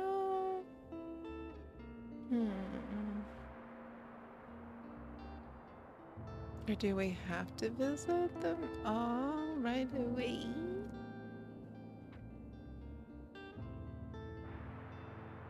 Also, let's go back and double check again for our locations. Okay, so here, travel and facts. We just get so many of those kid books, though. I kind of want to go to the other place so we can try to sell them. Classic drama and travel. Okay, so here, let's look at our inventory. We definitely want to try to do more kids' books here. Oops. All right. Clear the shelves. So kids, we're gonna do this whole top row because we have quite a lot, and then we'll just fill them by fives for everyone else. Oh. Oh, I was like, wait. I know we have more than that. Yes. Do you think it makes a difference if we put the kids' books up top, or should we put those on the bottom? That actually, like, if you were doing like targeted sales, right? You'd want to put the kiddo books on the bottom. So let's put our classics and our travel, and then all of the kid books here on the bottom. All right. Let's hope that we do well with our sales here. Maybe we should have done a little bit more travel or factual books, but we'll see. I think this is supposed to be like a child-friendly book location. All right, so here we've got, we still need to visit the beach 3 times, and we are very much encumbered still, so yay. Oh, that's what's taking off from our daily expenses. Yikes. Can we not do anything about that? Oh. Ooh, I'm pretty sure it's made of plastic, but while equipped, it will give us plus 4% to our crime sales and take away 2% for our chance on kid sales. So we'll need to be very aware when we're using that. We definitely probably should not use that so much here. Oh, Harper. Excuse me, could I get a book, please? I absolutely love fantasy. I need a little vivacious, I need to live vicariously through an epic adventure. Yep, I already finished the last one. Let's see. An epic adventure. We're gonna see if we can find a fantasy in one of the kids' books. Flower Fables, a collection of fairy stories and poems. Probably not that, since we need something more fantasy driven. A Wrinkle in Time might be good. It's a science fantasy adventure. Starts off the classic time quintet series, where 3 young heroes travel through time and space and face matters of good and evil. I think that would probably be a good recommend. Do an epic adventure. Yeah, I think this will probably be it. Snowy day. A young black boy explores his neighborhood, transformed by the magic of snow.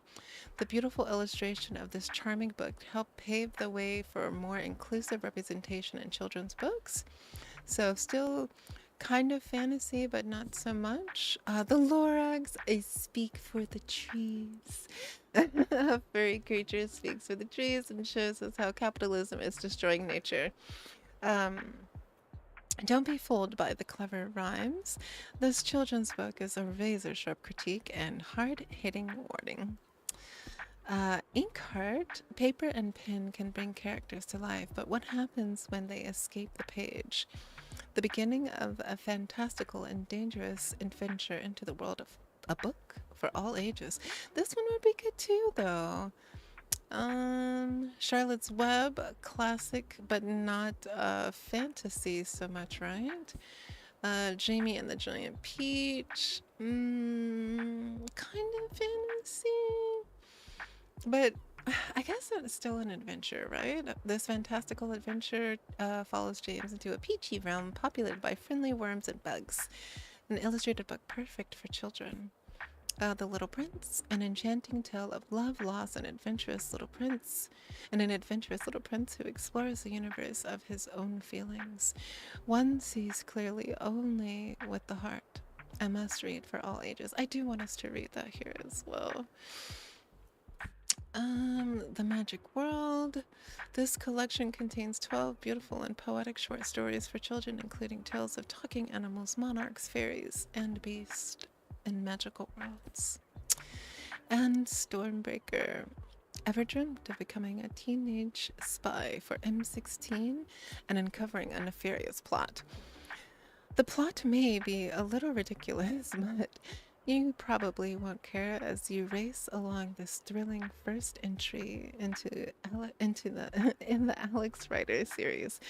I don't know. I feel like A Wrinkle in Time's a really good hit the nail on the head with.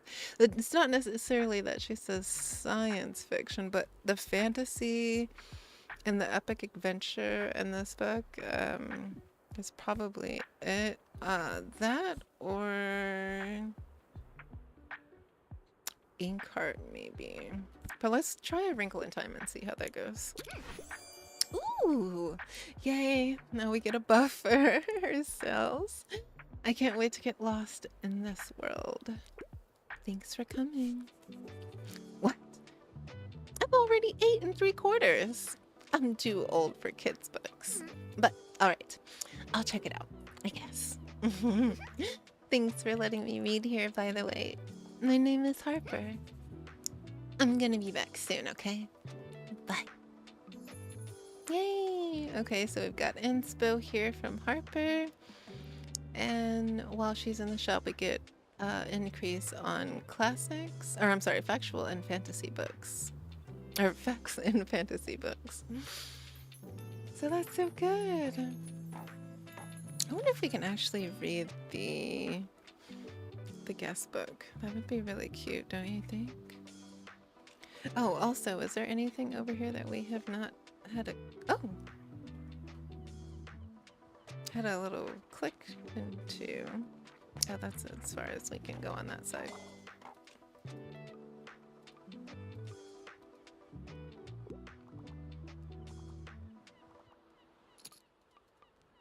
Oh, there we go. We don't have that inspo anymore, though.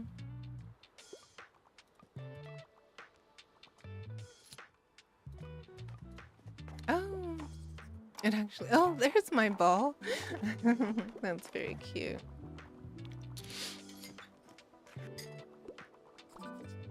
Oh, and someone needs help. Where are the bestsellers?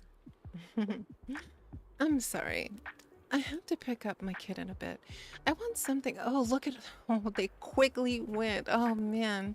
Okay, but okay, so here, none of these are really touched. I want something in a historical setting, and give me something that's entertaining and not too demanding.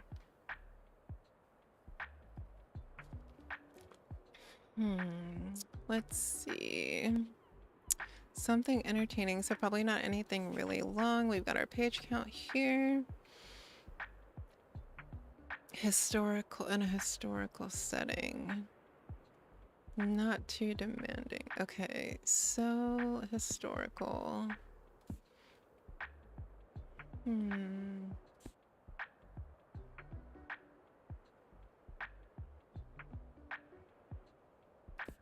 It's quite a few pages, though.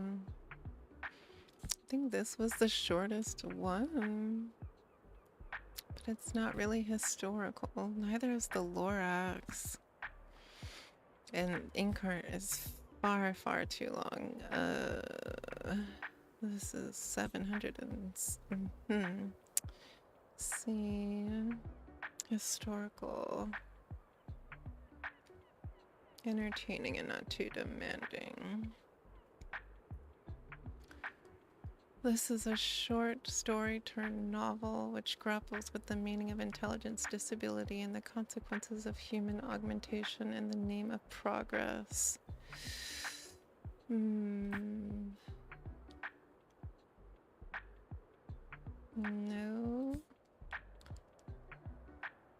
Oh my gosh, So I was thinking about this movie last night. I actually never read the book, which this book I believe is in a series of these. If you've ever seen the movie Annihilation before, the book is supposed to be even better, of course. Um, but I was correlating, because there's so many sort of breakdowns, I guess, towards like what the movie in itself is really about. And as you can see here, like the description, why have every previous expedition into Area X ended in a horrible tragedy? And what actually hides inside the contaminated zone?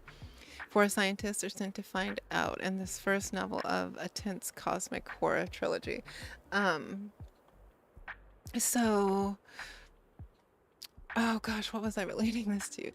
I think I was, oh yeah, okay, so I was relating it to um, some discussions on the, oh, what is the word I'm looking for? Um, it was in relation to AGI and the exponential growth of it, right? This sounds very nerdy. And, and it kind of made me think about the movie Annihilation, because I guess if you were to say, that AGI grows exponentially, like it's never going to be on the decline. It's only going to ever continue to get better, to optimize itself, right? And some people have like this perspective, if you're looking at, from AGI's perspective, right? Are humans fit for optimizing the continuance of the planet? And so it made me think about Annihilation and some of the reviews that I have looked at or read about the meaning of the end of the movie, which some people like, oh, I don't want to ruin it though. Maybe we'll watch that. We'll do a watch along together. Annihilation is probably one of my favorite sci-fi movies. It's really, really good, and it's really sad and beautiful and triggering in some parts. Like it's they do such an amazing job, I think. And being someone who hasn't read the book now, I should probably read the book. Dang it. um Maybe I'll read the book and then we can watch it. It's only 195 pages. But yeah, like if you have not picked up the book, or if you have not read or watched the movie Annihilation, please check it out. Otherwise, we will have a watch along here on the channel, because it's really just it's really beautifully done how they, like, oh man. I don't want to say too much about it, but it's really well done. Yeah, I'm very happy with it.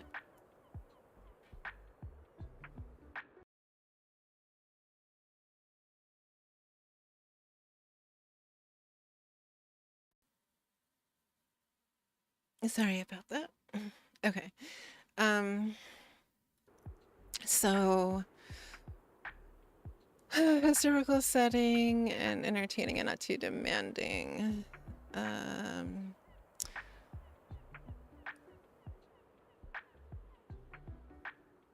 Facts might be in history, but I feel like all of these are pretty heavy. Let's see. Hadid.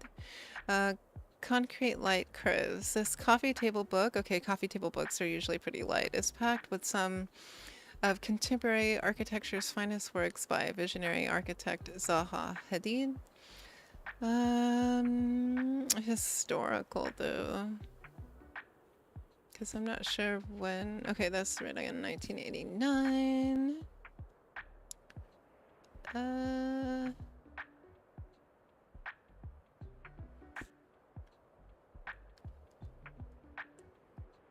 That's probably not a light read. Entertaining. Maybe drama. Oh, wait, do we have crime, travel, classics? I just realized we don't have like a comedy category.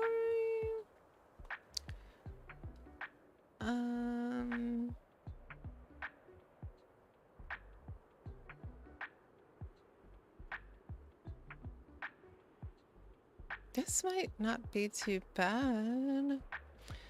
Victorian London, historical setting. It's entertaining, not too demanding. 162 pages. That's really not a bad read.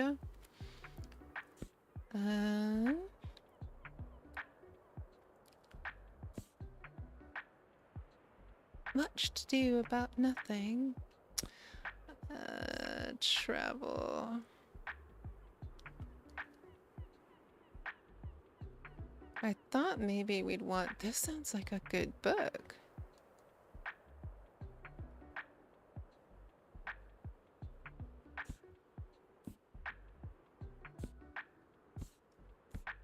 Man, we did so good with our kids sell books. That's awesome. So we definitely want those books and classics and what was this? Fantasy? I feel like these would be too long. All right, let's go with, what did I say? Nope. Where did it go? Oh, this one. A Study in Scarlet. Historical setting, right? Yeah. Oh no, really? This makes my head hurt. Are you sure it's light reading? Okay, so light reading does not count. So I guess even less than 150, 160 pages. So we'll keep that in mind. So light reading is something underneath 100 pages. Wow, okay. I wonder if that's just from each customer to customer. But that's okay. More book sales on kids, classics. I think we're gonna probably sell out of our kid books. Another classic and fantasy. Yeah. Okay. Oh, another tough difficulty. This might be a bit odd, but I just need another fantasy novel now.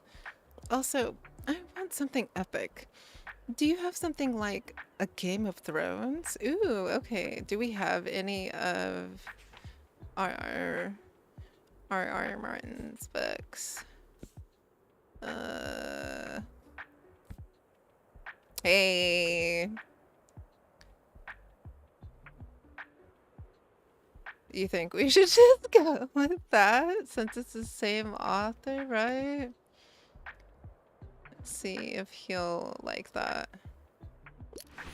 Hey, wow, we got that, but we didn't get the other light reading. Why? Thank you for coming. Oh, but we got inspo for that, so that's actually really good. Look at all of those up arrows. Oh, and we are out of fantasy books. Awesome. So fantasy and kids books at the north, what was this again? Far north beach. That's really swell. Really swell indeed. Yeah.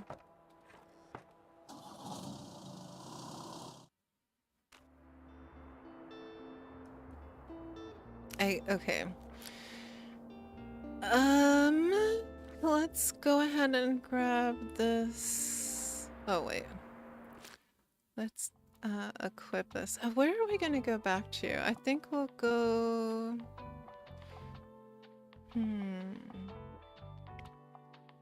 We'll go back to not Far Beach. We'll go back to the waterfront. So we want fact and travel books here. Because we need to sell 20 books. So we want to put lots of fact and travel books on our shelves. And then, and then we want to equip whatever is going to give us a bonus for fact and travel. This gives us cells for crime. I guess we can put that on here. Oh, what? The buoy is the only thing that we have that really gives us a boost. Or I wonder if actually, should we take these other things down? Since they don't necessarily help our cause. And the buoy will give us travel sales.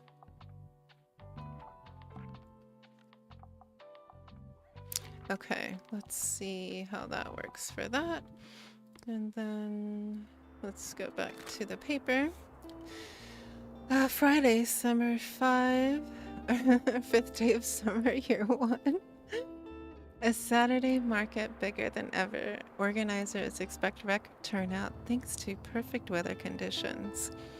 At our town's ongoing flea market in time, weekend visitors can once again browse, haggle, and buy to their heart's content. Stalls will offer a variety of vintage clothing, artworks, plants, homewares, records, and more. But whether visitors will get a fresh selection of books remains to be seen. Staff tip: turning up between 9 and 11 a.m. will guarantee the best bargains. And Buxton University announces tuition hike, student council walkout, and controversy ensues. So we have one more day until our book sale. Let's see what we got here. What did I say we were selling? Again, I think fact and travel. Oh, we need more travel books for where we're going. I do want to get this. We still have time, right? How many days do we have in the calendar? I have to check.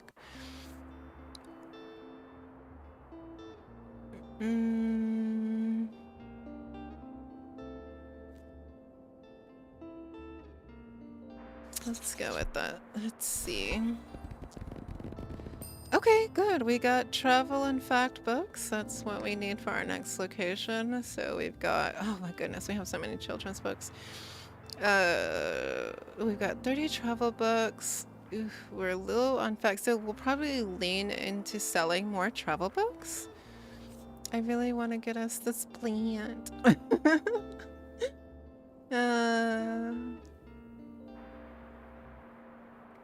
We have time though. All right, let's see. Let's go here one more time. Oops. So again, travel and facts is what we're going to add onto our shelves. So let's do all travel on the top, and then we don't really have that many facts, so we'll just go with the regular 5 and see how we do.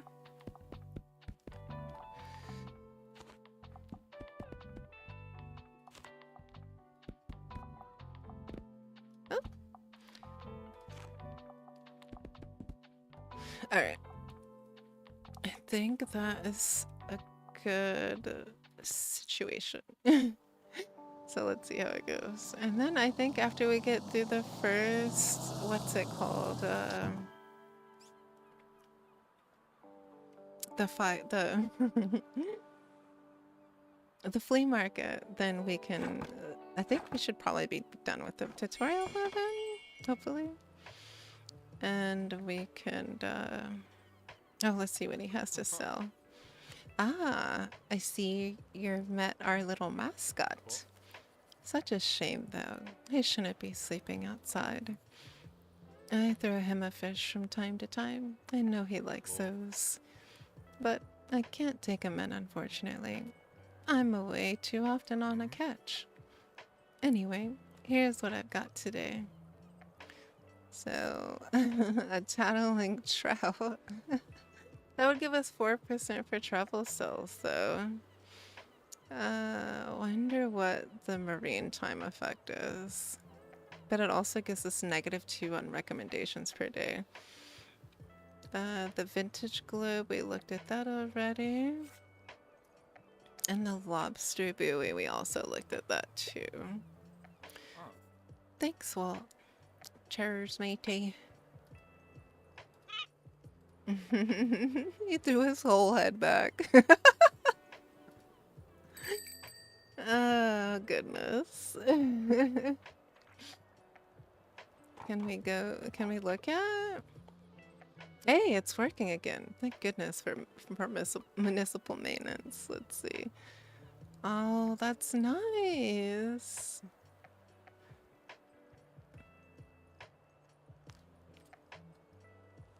That's a cozy view. Lighthouse.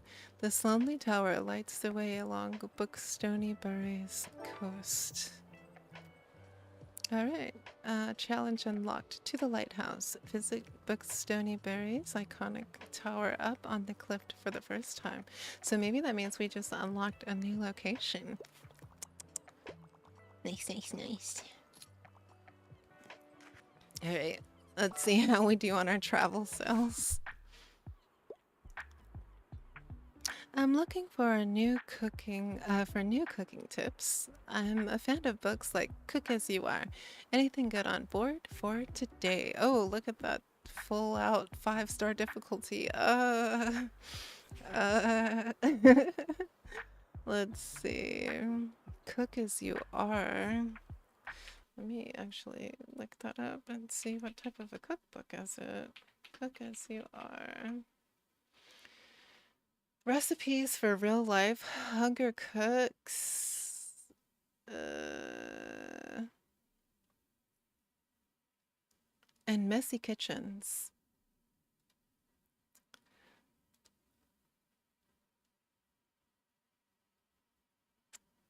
Oh, the cover is so cute.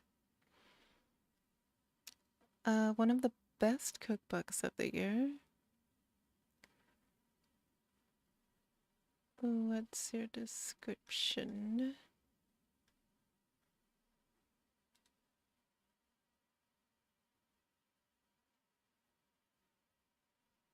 Okay, this says, just cook as you are. Not simply a recipe book, but a warm invitation to relax into and enjoy an experience of cooking and eating. Thoroughly steeped in empathy for the reader and whatever material and emotional resources they are able to bring to the act of cooking. Wow, okay. So it's basically cooking with what you kind of have at home, maybe. Let's see. Kitchen rules for your family and you. Spice up your family's kitchen and adventures with this delightful guide. From cooking tips to family bonding, discover the recipe for a happy home. Okay, so that's one.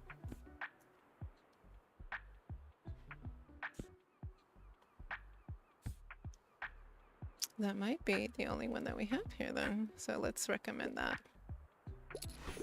Yay! Very nice. Look at the little jig they're doing. How cute. And there we've got our inspiration as well too. Inspo.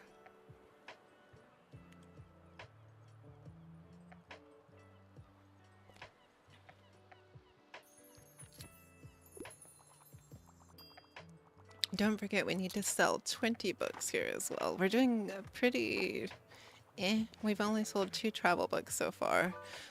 2 fact books. Let's see what they need help with. Lovely weather. I'm looking for a new pastime and could use some ideas. I quite enjoy plays and I tend to enjoy the classics. Okay. A new pastime. So that would probably be something in facts.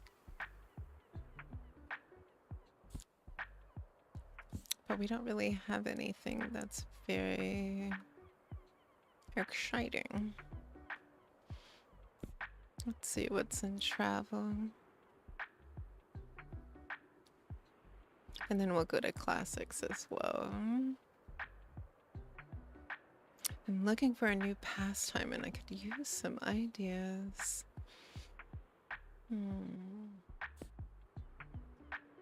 Oh, there's the Cook As You Are book as well. I'm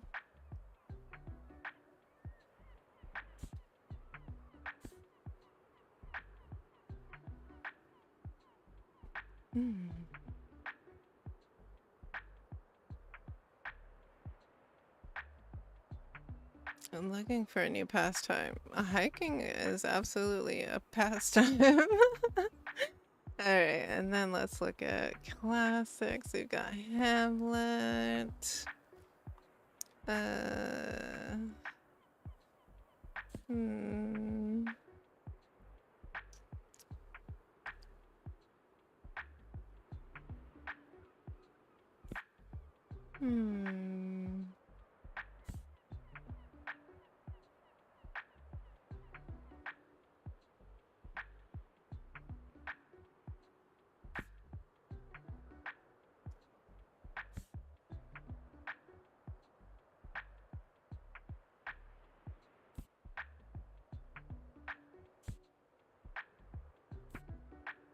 Ooh, Watchmen.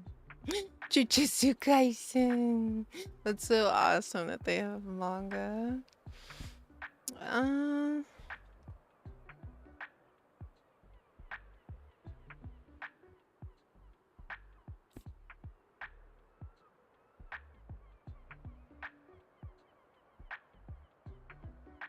mean, this is also a new pastime.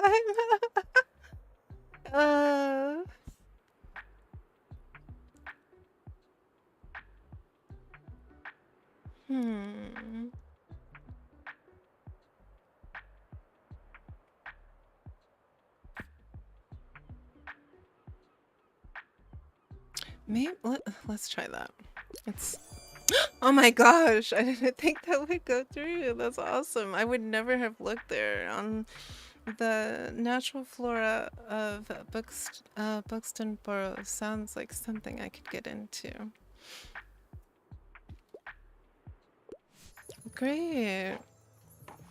And then we get the inspiration from that as well, which is really good.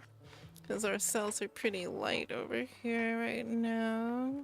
But we are still selling within fact and travel, which is what we've seen mostly here. So that's pretty good. And we're now up to 10 books on showing off our catch.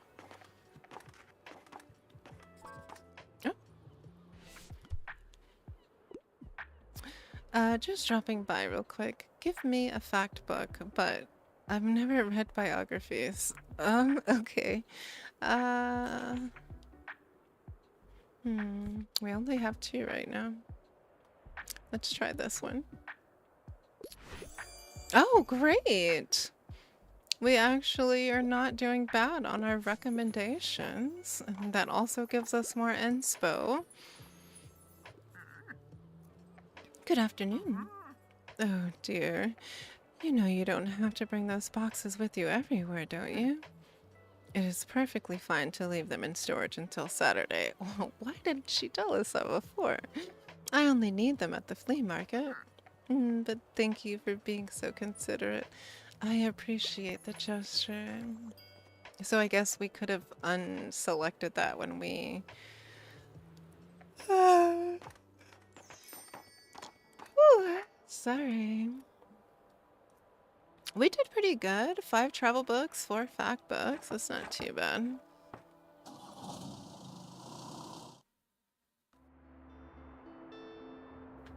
Excuse me. All right. So, today's the flea market, of course, and we already we didn't unequip those items. So, where's the flea market at actually? Let's read the paper today. Saturday, the 6th day of summer, year 1. And also we need to check the calendar as well too. Iconic Cafe celebrates 200 years. City awards owner with touching tribute. A family-owned coffee shop has thanked customers and staff in a small anniversary celebration this week. Cafe Liberté, a mainstay of our town center, has been serving the city for 200 years, since its foundation in the early 1800s. It quickly became one of the town's most iconic spots, drawing in creatives. Sorry, drawing in creatives. Where did we go? And revolutionaries alike. Attending city councils, or attending city officials and prominent townsfolk commended owner Miriam Dubois for her efforts in preserving Buxtonbury's history with touching speeches. Thank you again, Fern, for a wonderful article today. We've got sunny weather for the next 2 days again, and today we've got our flea market.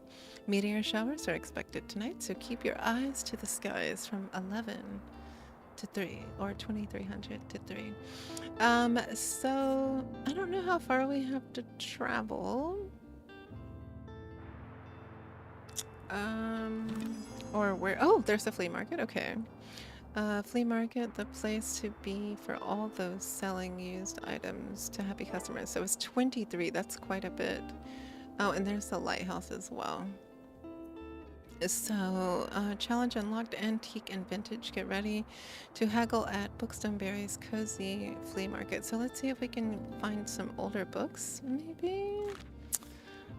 We've got drama collection, high quality books which are on sale, paperback mysteries, chills and thrills abound, and English reading material. Must reads, I tell you. Man, I almost feel like we shouldn't. I don't think we should buy anything else right now. Let's see how we do at the market though. So we need to be ready to haggle at Bostonbury's cozy flea market. A flea market with all kinds of quirky vendors and vintage goods. We don't know what we're gonna need here today, but we do need to bring Tilde's boxes. Our challenges here are Treasure Hunter, Your Big Debut, Ice Cold Business, and 'Tis the Season. So that's what we have for there. And then for the lighthouse, it says a lonesome lighthouse tower on a natural cliff overlooking the bay. Seems a bit eerie. So maybe we can actually get big cells with drama and like crime here. And our challenges are visit to the lighthouse. Am I the drama? So yeah, drama books. All the world's a stage. The cost of greatness and the performance of a lifetime. All right, so I don't know what we're gonna sell here. I feel like classics. It's a flea market. Classics. I think we'll just do an even number of books. I think 5 from each category again because it's not really too telltale. I would say probably classics and drama, or classics and backs. Like people tend to like older books at flea markets, so yeah. And then let's adjust what we have going on with our we can go back and see how many books we sold that day as well too. Oh, that's really cool. Oh, we did so good that day at the beach. Wow, that was probably our best day actually.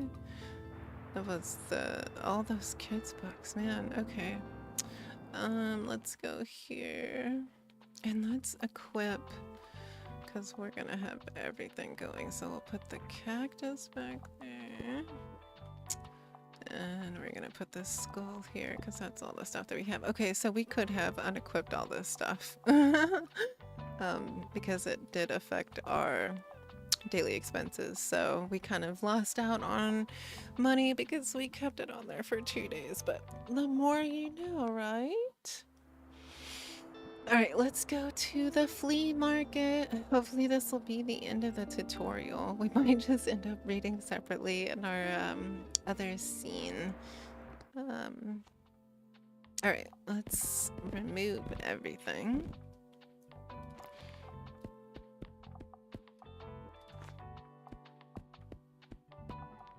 And then on the bottom row, we'll add the books that we have boost for, which is crime, trauma, and travel.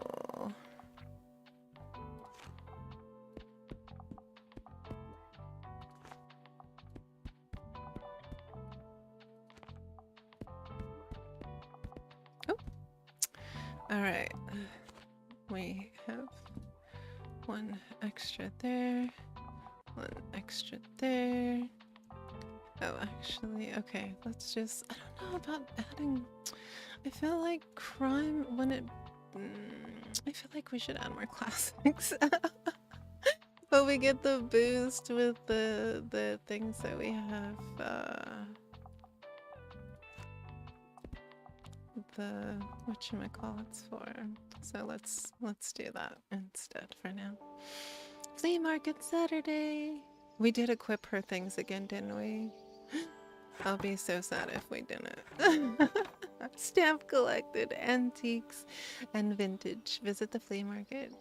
You got to know one of Buxtonberry's most beautiful community hubs. Okay, yay, it's there. Complete antique and vintage. You are encumbered. When is she gonna come get her things? This is really cute. Flea market dealer. Hey, you seem like the bookish type. Flea market dealer. I can't seem to get rid of this thing. Do you want it? Ooh, we got a typewriter, and it's an old school typewriter. I have one of these. I love these so much. I should get back into writing, right? So while we have this equipped, we get 2% to classic literature, plus 1 coin for daily expenses. Oh, it's activatable. Does that mean that people can like interact with it? It's in good condition and all. I don't know. Just seems cursed. Oh no. Alright, let's see what this gentleman is selling. It's an art dealer. Bonjour.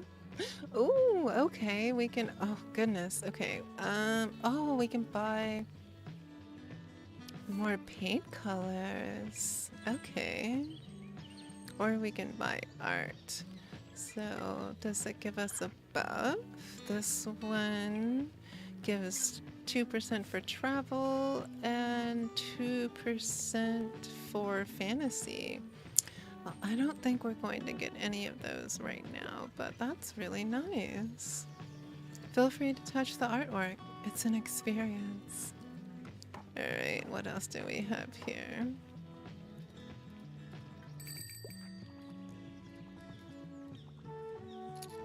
Okay, we can't interact with any of these. Oh! Did you know I'm really a good finder? I always find the best stuff around here. Last time I found some really rare trading cards. And the time before that, my baba and I bought some really good paint. That's so much fun. I think this time I'll look for some sunglasses. How many treasures have you found yet? Think you can beat my record? Okay, so we need to buy 7 items at the flea market. Oops. Well, good luck trying. Oh. A customer in need. Hi there. I'm looking for books by women. Also, I'd like a must-read classic piece of literature. The Magic City is my all-time favorite. So they want classic. So let's see what we have.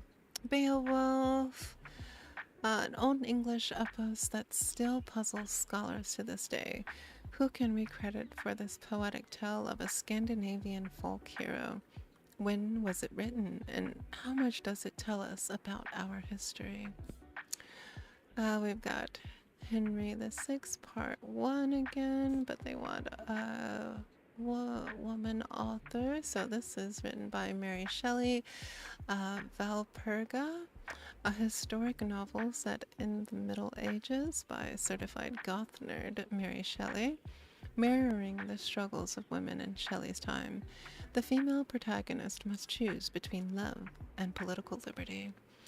Okay, this is pretty much in their lane. So let's go with that. Hey, there we go. I like the little shimmy that they all do. And we get an increase on our sales right now. Oh, plants! Oh my gosh, you're the bookshop owner. I love your wagon so much. It's so cute. I'm Anne. It's so nice to meet you. Welcome to the flea market. Wow, looks like you're swarmed with customers. I hope you still had some time to look around though.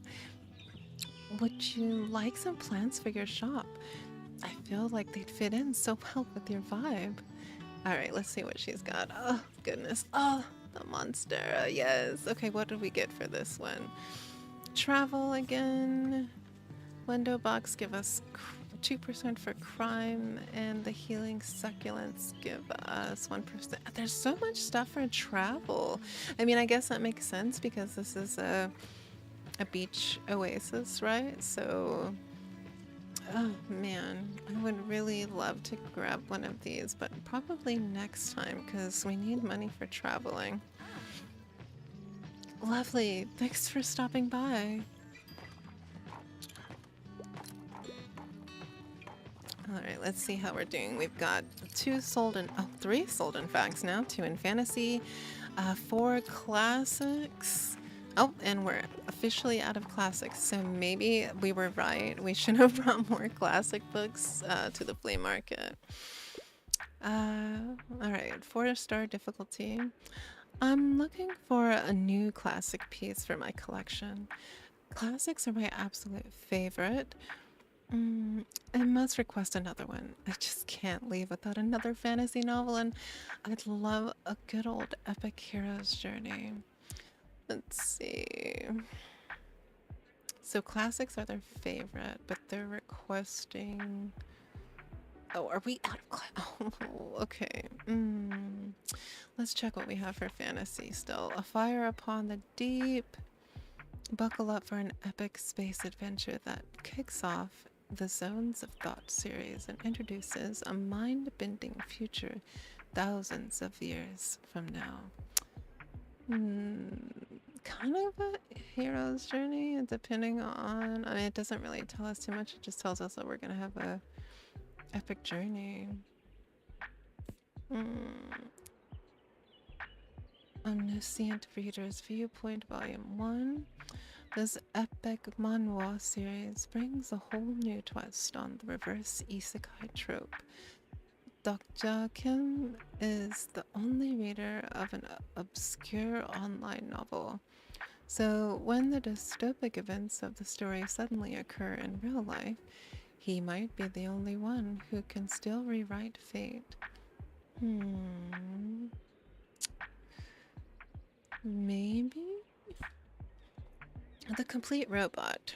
62 years after the first published instance of the word robot, Asimov's collects his science fiction short stories about the industrious automatons in this series.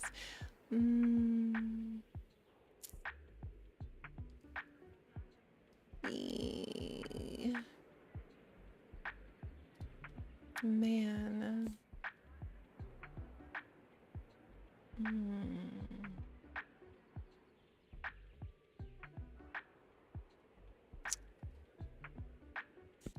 The perks of being a wallflower is a really sweet book.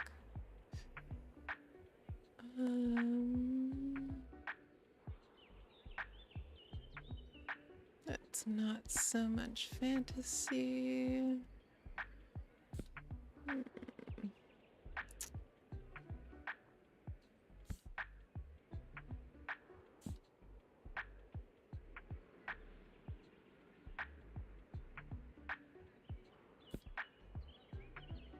Oh, and there's our next hour reminder. We will take a break here shortly.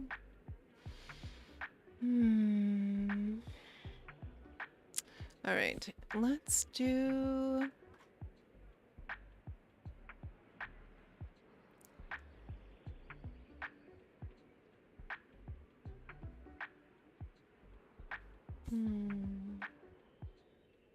I feel like the manhwa would actually work because you've got the good old epic hero's journey aspect to it, right? Can he be the only one to still rewrite fate? Let's see if she likes it. Yes! I never would have looked there. Fantasy really makes my everyday feel heroic. Yay! And now we get the inspo for that as well too, but we are out of classics, which is kind of a bummer because there's someone who was wanting to get a classic.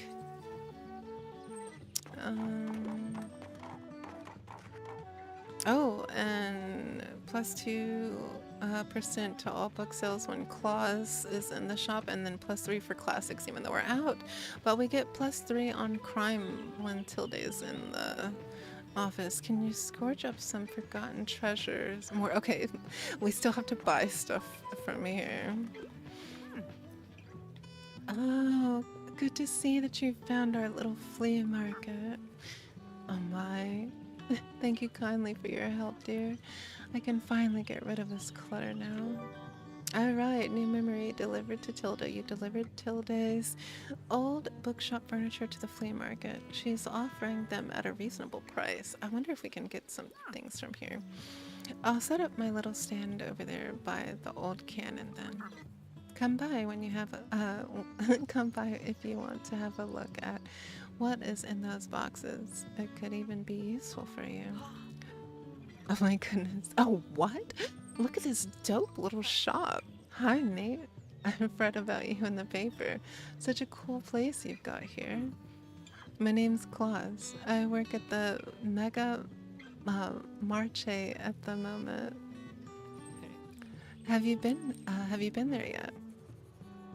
It has an awful big car park. I'm sure no one would mind if you made a stop there from time to time. Oh, okay. So this is great. We get more locations to travel, so that's really good. So now we need to visit the supermarket 3 times, and maybe we'll find some good deals. How are you? Having a good summer? Yeah, it's chill. Cool, yeah, mine too. Have you had some time to check out the local music scene? I mean, it's not huge, but we've got some cool bands here and there. Like, I'm in a metal band. I don't know if you're into that sort of thing, but we're called Silence Libre. Alright, I'll check out your books now, but I'll see you later. Yeah? Adios. Alright, I want to make sure that we get to see Tilde's setup, so that way we can see if there's anything that we can grab from her. 4-star difficulty here. I'd like to read something classic. Why didn't we bring... Okay, more classics to the flea market. More fantasy to the flea market. Crime to the flea market. We can probably leave drama. Oh, actually facts as well, too. We didn't sell that many kids' books at all, so we can leave those.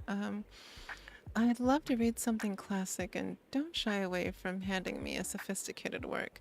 What can you recommend for a collector like me? Man. That's... Hmm. Okay, we can still look for something that might be classic leaning.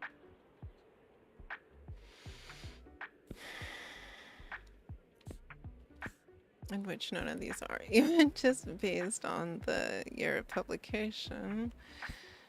Maybe Heidi, that's kind of classic. Written in 1885. Or The Magic World, that's 1920s. It still kind of qualifies as a classic.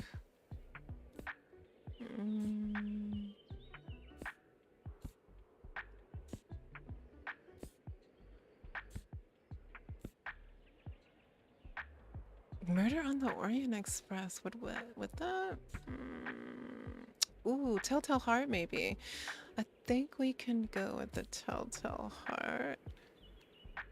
Or what was our other recommendation? Where did it go?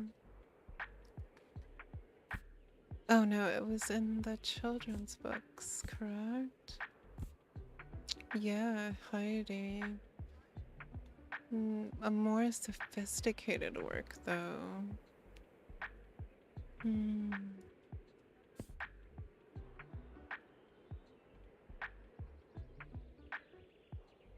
I don't think Poe might not hit it.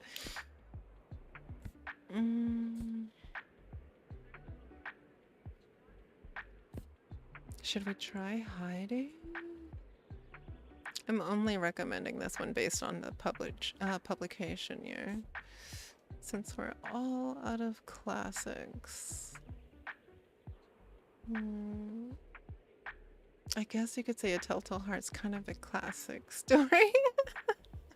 Most people that are into the to Poe recognize that work of his as well.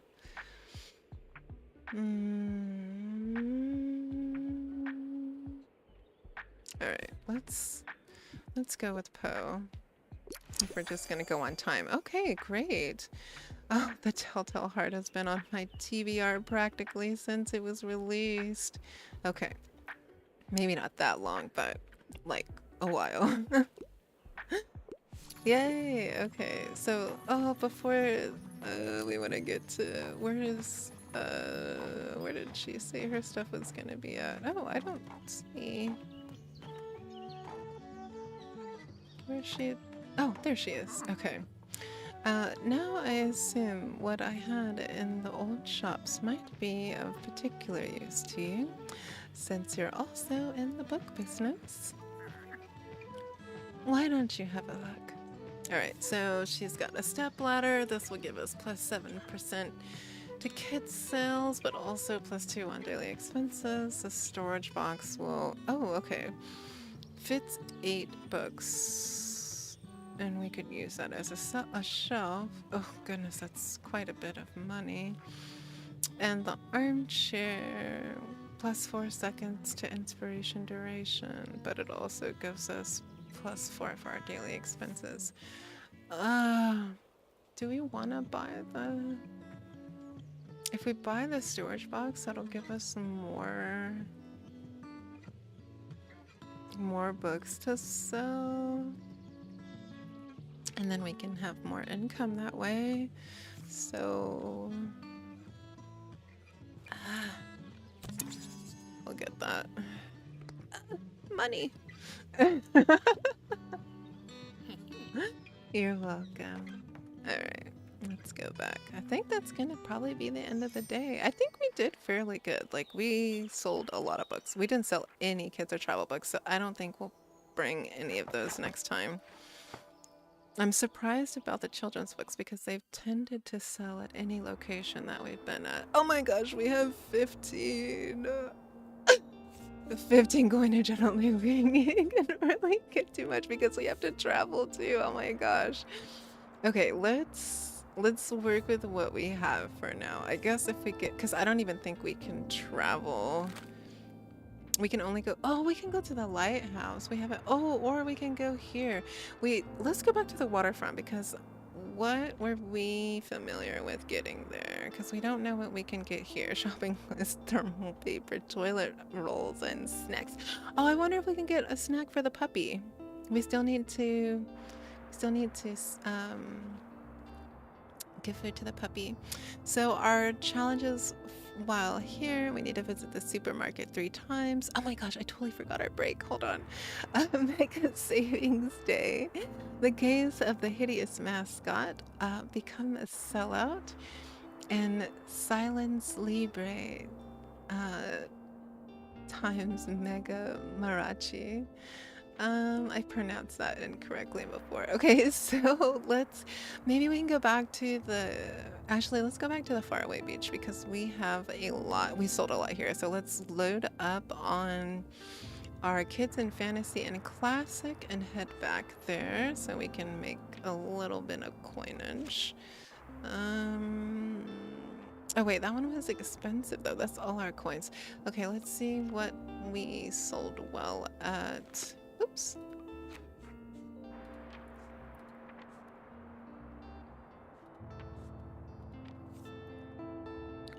The waterfront. Okay, travel and facts. Let's focus on that and see how we do. Also, we've got some new items. What did we get? We got the bookcase and the typewriter. I absolutely forgot.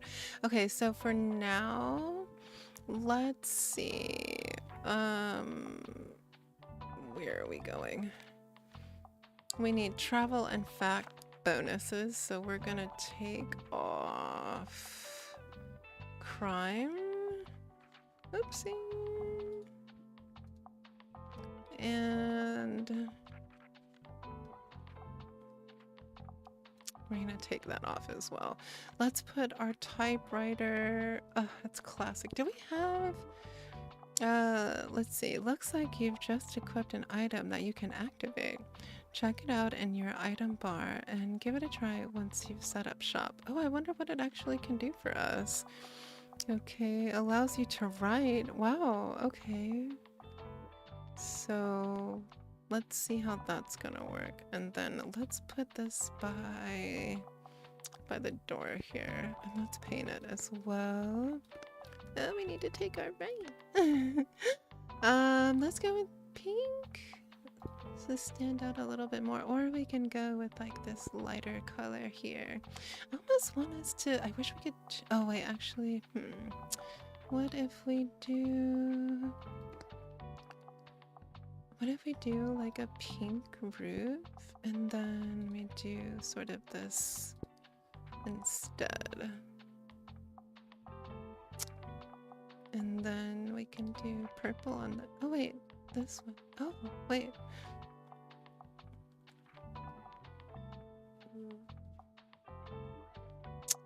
I really want I really want that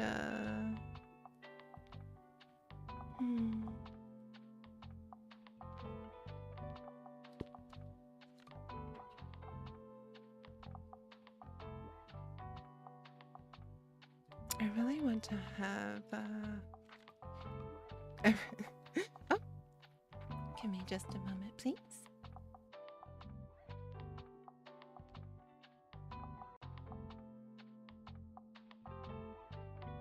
Sorry about that.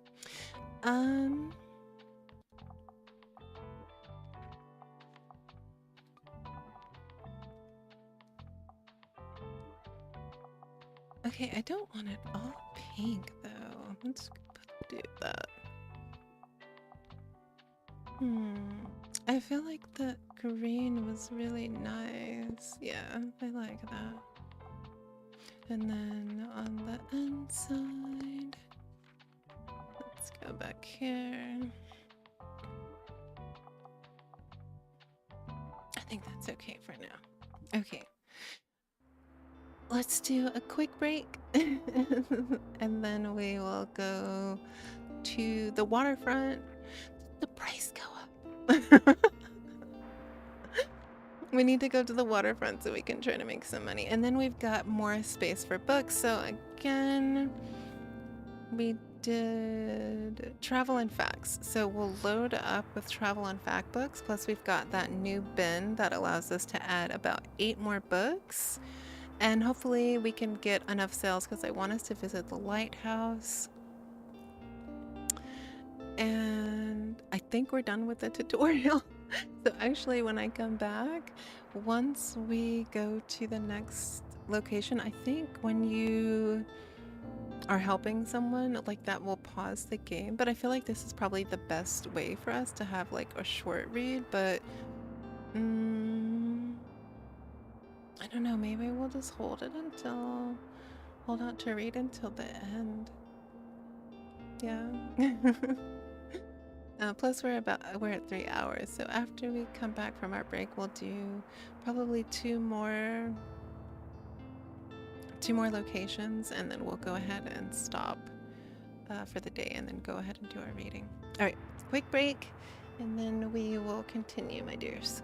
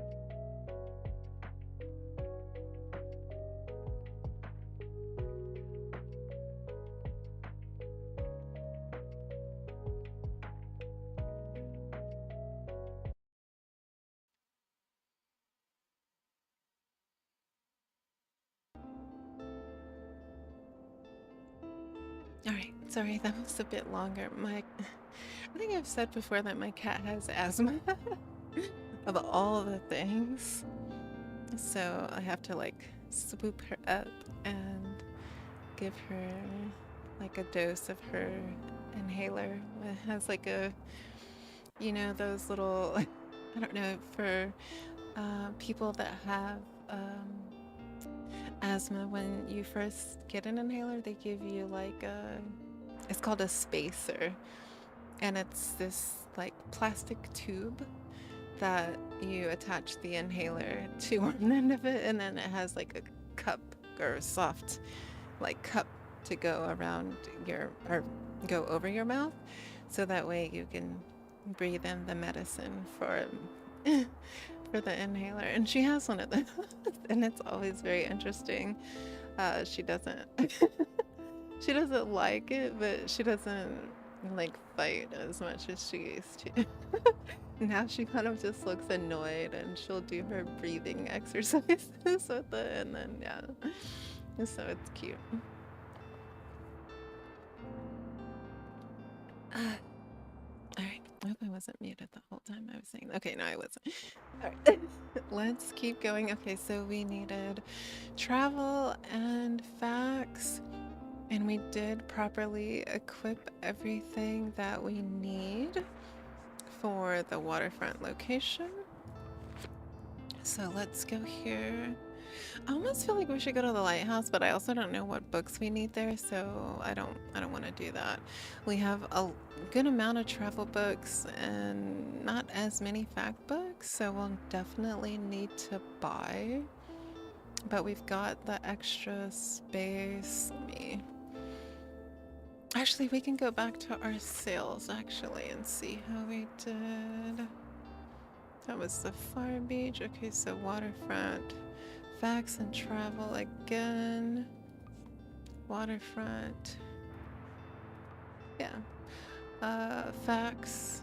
Classic. Okay, so we can put some classic, but facts and travel mostly. So we'll try to spread it out so that way we can... Oh! We can try to not use all of our books. Oi, oi, oi, oi. I want to know what the... So we're gonna do all of this.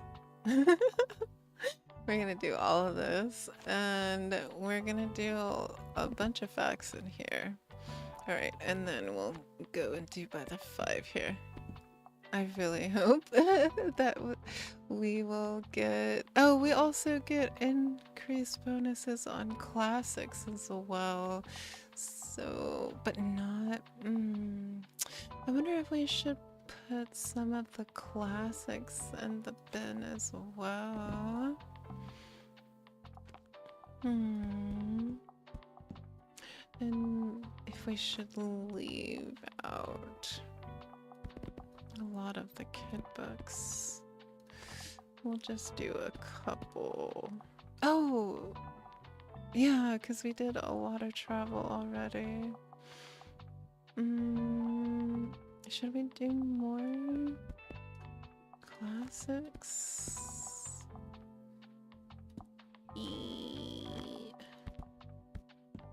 And then, okay, a regular amount. Okay, so that's a good amount. We've got huge chances for travel and classic. I guess I should have... Oh, and I did do more for facts. Oh wait, should we have equipped the buoy? The buoy? The buoy is equipped because the buoy gives us... Nobody gives us classic bonus. Oh no, that does. What was... Oh, fact bonus. That's what I was looking for. I don't think we have an item to help with that. That's fine. Alright. Let's go! Hopefully we do well. Alright, now Sunday, summer. 7th day of summer. It's such a cozy spot. Whoa. You have items with you which you can activate. Check your item bar to give it a try. All right. So what does this do? I should get to writing, right? Right? Okay, allows you to write. So how does that work?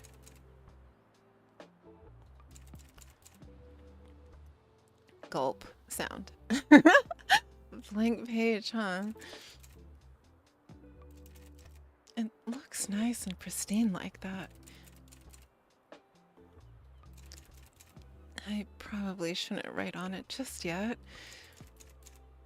Yeah, it's better left empty rather than writing just anything. Come back with some ideas tomorrow. Okay, cool. Challenge unlocked your big debut. Get to work on your typewriter and finally start that book you always wanted to write. Yay! Alright, we need to sell 9 more books so we can finish this challenge. And I don't think anything's new there. We can pet the puppy. We have not yet brought any food yet. But we will pet you. Yes, pop, pop, pop, pop, pop. Pop, pop, pop, pop, pop, pop, pop. Oh, let's see. We don't have that much money. Oh my gosh. I never did find out that wee stray's name. So us sailors just took to calling him Behemoth, the land beast, you know? He sometimes listens to that if he wants, but he's stubborn, a little bugger. Anyway, did you want to buy something? Nothing that we can afford, sir. But thank you very kindly. Cheers, and lady. Let's see. I don't think there's much else we can do today. Let's see how our sales go, though. All right, we've got classic going. Let's hope those travel books sell very well, too. All right. While you have more than one bookshelf equipped, you can cycle through them to reach all your books. Okay, so we can go this way. Perfect. What's the scuttlebutt? Scuttlebutt is like where you drink water like a water fountain. I'm looking for a new pastime and could use some ideas. Also, a scuttlebutt is like a way for sailors or yeah, for sailors to basically say like I want to gossip, right? Or like what's the chismo in some Spanish cultures, so that's something similar too. Also, bonus point, if it's from this century, I can't get enough of tasting history. Okay, so let's head up. Oh, we have a lot of these. Okay, so we need something modern times. What's taste? Okay, tasting history. I'm gonna assume that that's actually talking about food from different historical times. um,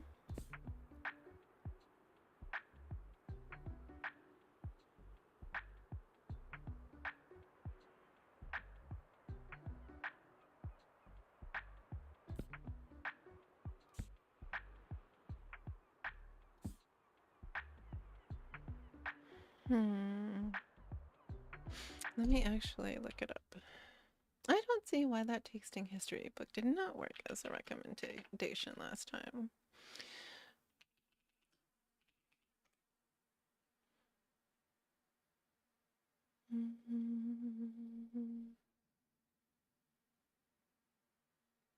Oh my gosh. 4,000? Explore the past through 4,000 years of recipes? Wow, see, wanted that? A short history of nearly everything. But does it have to be with regards to cooking? That's going to be the question. Hmm.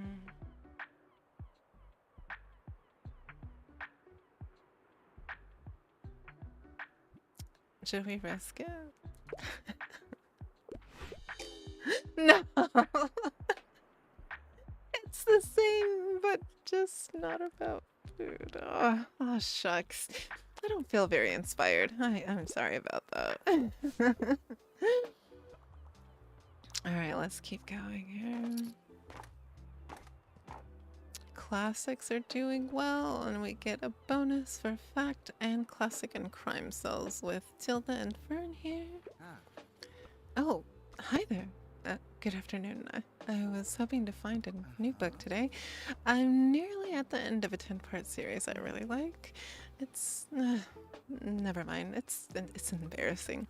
Anyways, I could use some advice on what to read next. Okay, 10-part series.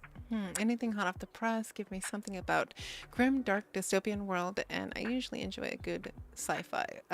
Do we still have 1984?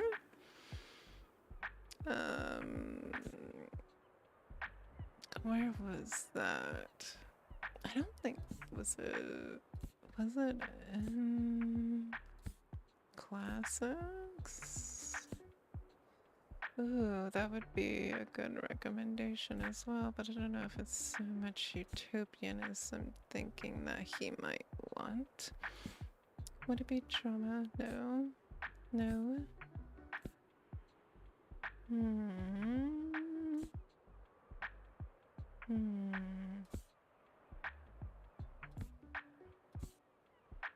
Ooh, two really great recommendations there.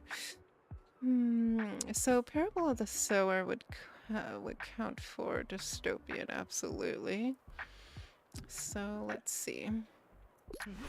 Hey, there we go. Much better. Much better at recommending. Huh? How did you know I was looking for something like Parable of the Sower? This is great. Thank you. I look forward to starting it today after work. But how are you? Are you an avid reader? Absolutely. I had a feeling. That surely helps in your line of work. I'll take another look at your shelves now then.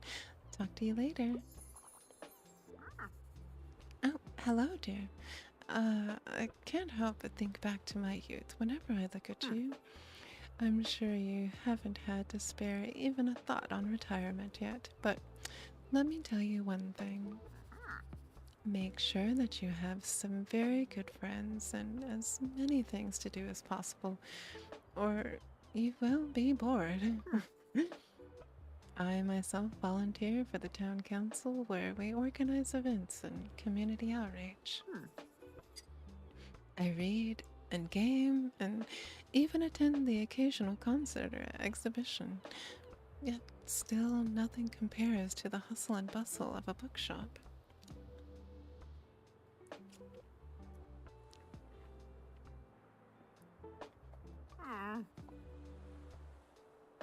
Excuse me. It is always tiring, yes, and I know I couldn't go on doing it forever, but as soon as it was gone, my life became too quiet. Which is why I like to have your fetching little shop around. Now, let me find another pastime in your shelves. Yay! Oh, we're almost there! Yeah! Travel did really good classics, fantasy, fact. Okay, so we loaded up on a lot of these, but we're not getting a lot of hits with some of the fact books. Just dropping by real quick. I think I need a self-help book. However, try to give me something not too obscure. I really enjoyed Sister Outsider. So I'm not familiar with Sister Outsider, so let's see what that book is about. It's essays and speeches as a collection of essential... Oh, of course, Audre Lorde. How could I forget that? I'm sorry. She focuses on the particulars of her identity: Black woman, lesbian, poet, activist, cancer survivor, mother, and feminist. Okay. So, something that is not too obscure. So, are we gonna go? Let's see, what do we have here? I really want to sell this book. I don't know why. Self-help. Hmm.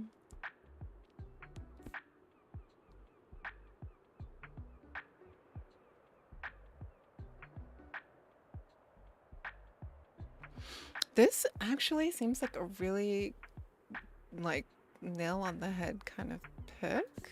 Um, what we don't talk about when we talk about fat. Um,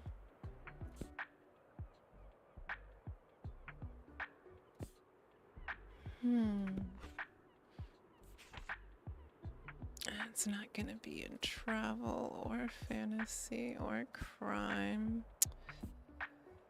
Hmm.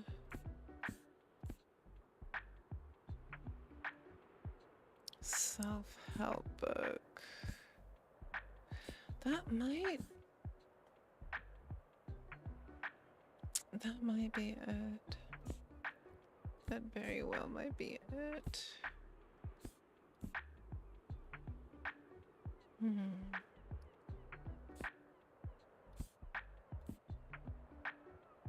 It's definitely not going to be anything in crime. So there was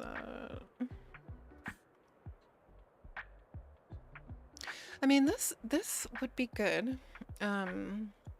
Because it's challenging cultural norms and systemic biases.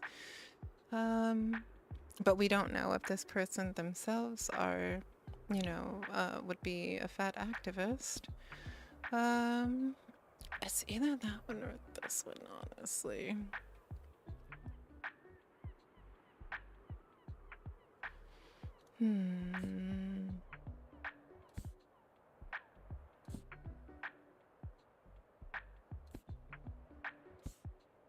I feel like it could be either of these. Something that's not too obscure. My Sister Insider. We didn't have any more classic books, did we? Oh no, we do.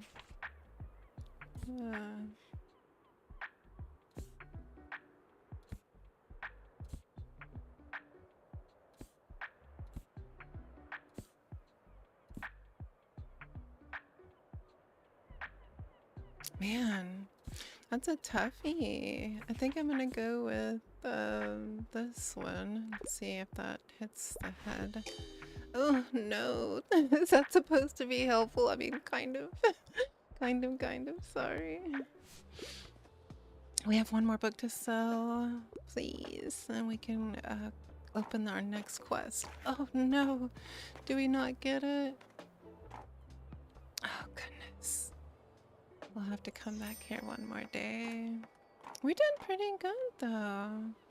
That's a lot of books. Let's see. 3 travel books, 3 classic books, 1 fantasy, and 1 fact book. For all those fact books that we loaded up and we really only sold 1. Wait.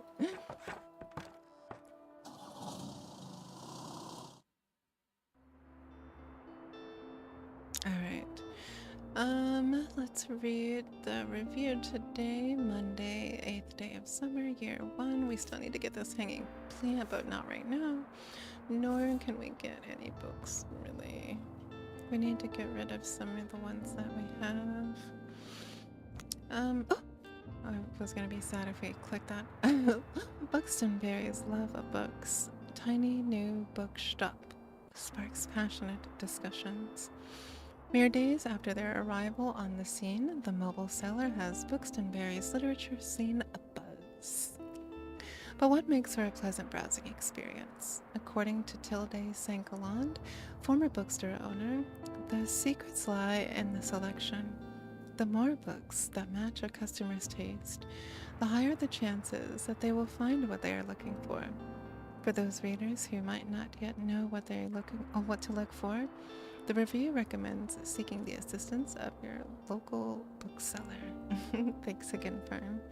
And Buxtonberry's review fundraising drive, support your local small town paper. Alright, so we're not going to get any books for now. Let's go ahead and check out where we can go, because what's our money situation?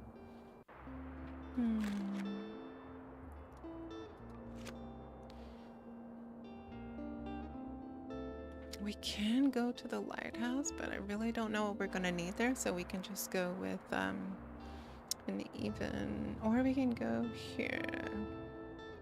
So what time is it? Oh my goodness. We're almost 4 hours over. Okay, maybe we will stop there for today because we haven't done our reading and we're going to go into 4 hours and my voice is not going to want to do much of anything.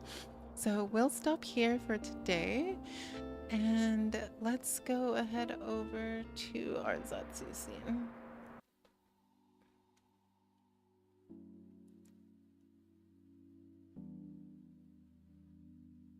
I do hope that you all enjoyed that. I feel like the atmosphere, the music, the artwork, and everything was very easy to sort of take in and relax to. So let me go ahead and save this before we get into our reading. Hello dear, how are you today? Save and quit. Did you get to see any of our Tiny Bookshop gameplay? It's a really cute bookstore game that came out on Steam this week. And they do have a little sale, but I do still think it's a bit on the pricey side. Maybe there's more to the book that we have yet to see, or more to the game. That's fitting as well too though. But yeah, I really enjoy it a lot. I tried to not play too much into it when I picked it up because I really wanted to share it here with you all. Also, let's get ourselves a bit adjusted. Normally, oh, I'm sorry. My sleep has also been absolutely tragic this week. It's fighting for my life, especially as a dream siren. How can that be? But yeah, I apologize, dear. Well, I'm gonna read a little bit, so hopefully you can relax a little and maybe catch a little nap while I'm reading, or come back to. We haven't had a full reading stream for a couple of weeks, so I apologize about that. We've kind of been tucking them in to the end of our streams, but they're still there. You just have to look for them. Let me eat a couple grapes before we start.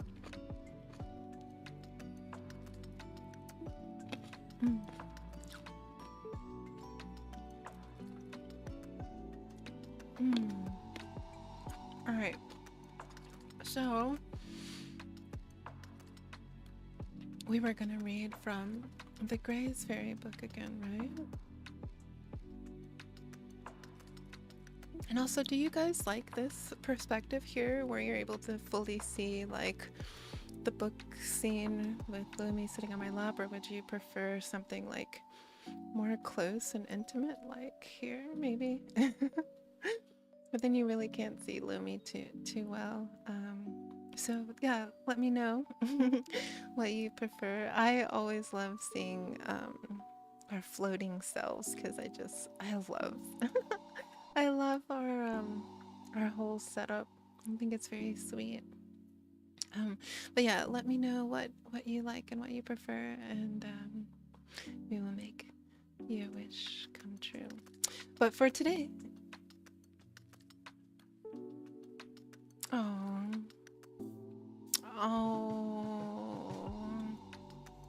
Oh, I'm sorry to hear that someone is limiting your sleep, especially when you struggle with sleeping. Trying to sleep where you can, when you can, is probably one of the best tips that I would advise to people who suffer from insomnia, to just allow yourself to take like a 20-30 minute power nap whenever you can. It is enough to just give your brain the rest that it missed and the healing that your body missed from getting like an actual full sleep. So I'm sorry, dear. But yes, I look forward to catching up with you soon. I did see your message from yesterday, I believe this morning. And I do want to see what it is that you have to share. So please feel free to send it over. But for now, let's get into our reading. And I love you very much, dear. And good luck with the puppies. Hopefully, it's not going to be anything too stressful on you.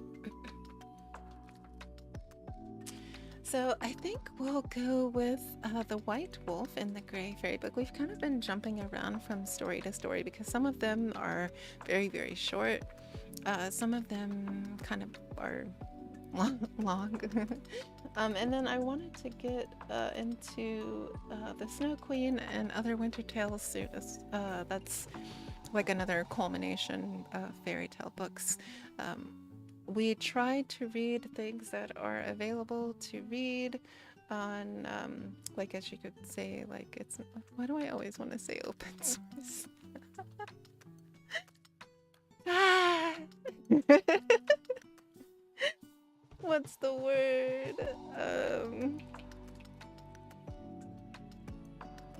It's gonna come up. What are they called? But you can check out Open Library. And there's a couple other, Project Gutenberg. They also have a lot of books that are on the public domain. Goodness gracious. There's lots of books to explore there. I should probably add that to our website so people can look for like where they might have suggestions to find books that they that are public domain that they would want me to read. I would be really happy to do that for you. And if you can find the PDF or something like that, you can send me the link to it and I'd be happy to download it.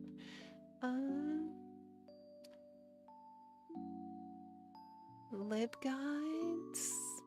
There's a lot of them. If you just look up public domain books, you can find lots and lots and lots of books for recommendations if you want me to read them. So feel free to do that. But let's get ready to begin. I love this little bell so much. Also, today we're going to be reading on our tablet, so I'm sad we don't have our fresh, crisp page turns, which I absolutely love. So I do have a book here to the side that I'm going to try to incorporate those sounds. I don't know if you can hear it. Hold on, let's see. So you can get your book ASMR in. We're going to read through this last break and then we will quietly go off to our ending scene. So I will bid you all adieu for now, as we like to say on our ending oyasumira, as a way of saying good night in combination with my name. Farewell, sweet dreams, any of those work absolutely fine. But oh, why isn't our chat caught up? Strange things. But that's okay.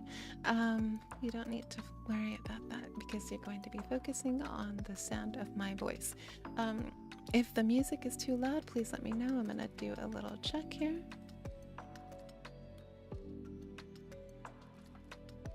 Okay, I think it sounds all right.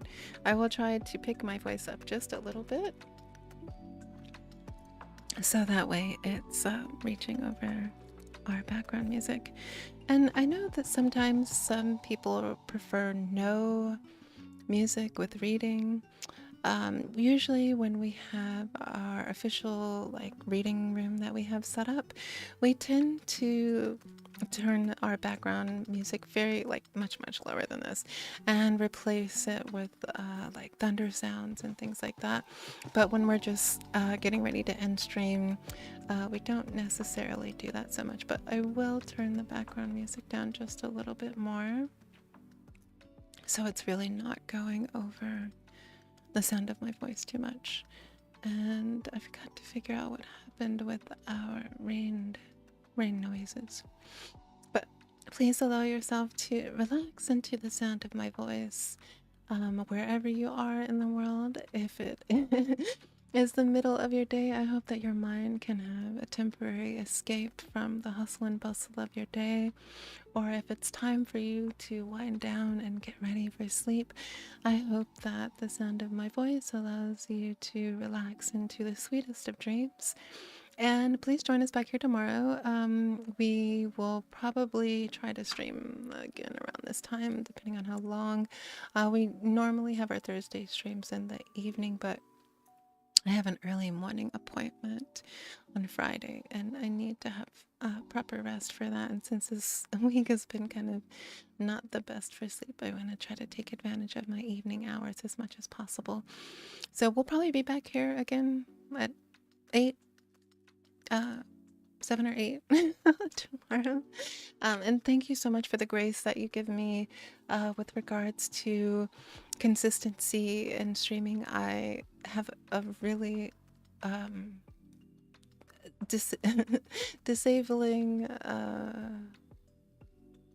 disability that doesn't always allow me to do what I want, and I try to be here when I can, and I do have so many things that I'm working on in the background. I was actually going to think about working on our 3D model in Unity tomorrow on stream, just if anyone had an interest in how to do that. It's actually really easy once you get all of your assets and everything.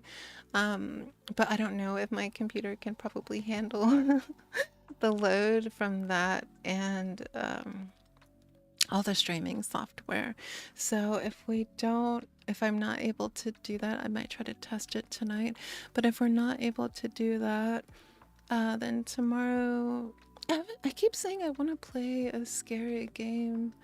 But I don't know what I want us to do. I do have a nice Satsudan talk planned out. I have a couple of them. And so we'll have to see. It really is dependent upon how I feel. But as long as we're together and driving through, as long as you are doing your best to do all that you can do, to be the best that you can, and reach your goals one day. Sometimes you can't ask for more than that. I don't think that you should ask for more than that from people. Just do your best, right? And your dream siren will be super proud of you. For our lurkers, thank you for being here. For the VOD squad, thank you for coming back. And for everyone else, please have a very beautiful day. And I appreciate you so much. And here is your good night kiss. And I love you for now. All right, let's begin our reading, shall we? The White Wolf. Once upon a time, there was a king who had 3 daughters. They were all beautiful, but the youngest was the fairest of the 3. Now, it happened that one day their father had to set out for a tour in a distant part of his kingdom. Before he left, his youngest daughter made him promise to bring her back a wreath of wildflowers. When the king was ready to return to his palace, he bethought himself that he would like to take home presents to each of his 3 daughters. So he went into a jeweler's shop and bought a beautiful necklace for the eldest princess. Then he went to a rich merchant and bought a dress embroidered in gold and silver thread for the second princess. But in none of the flower shops, nor in the market, could he find the wreath of wildflowers that his youngest daughter had set her heart on.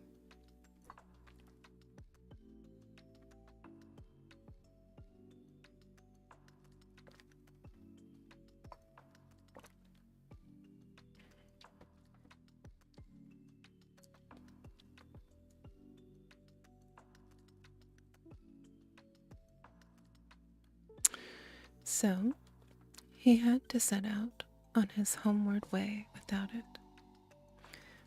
Now his journey had led him through a thick forest, While he was still about 4 miles distant from his palace, he noticed a white wolf squatting on the roadside, and behold, on the head of the wolf there was a wreath of wild flowers. Then the king called to the coachman and ordered him to get down from his seat and fetch him the wreath from the wolf's head. But the wolf heard the order and said, "My lord and king, I will let you have the wreath, but I must have something in return." "What do you want?" answered the king. "I will gladly give you the richest treasures in exchange for it." I do not want rich treasures," replied the wolf. "Only promise to give me the first thing that meets you on your way to your castle. In 3 days I shall come back and fetch it."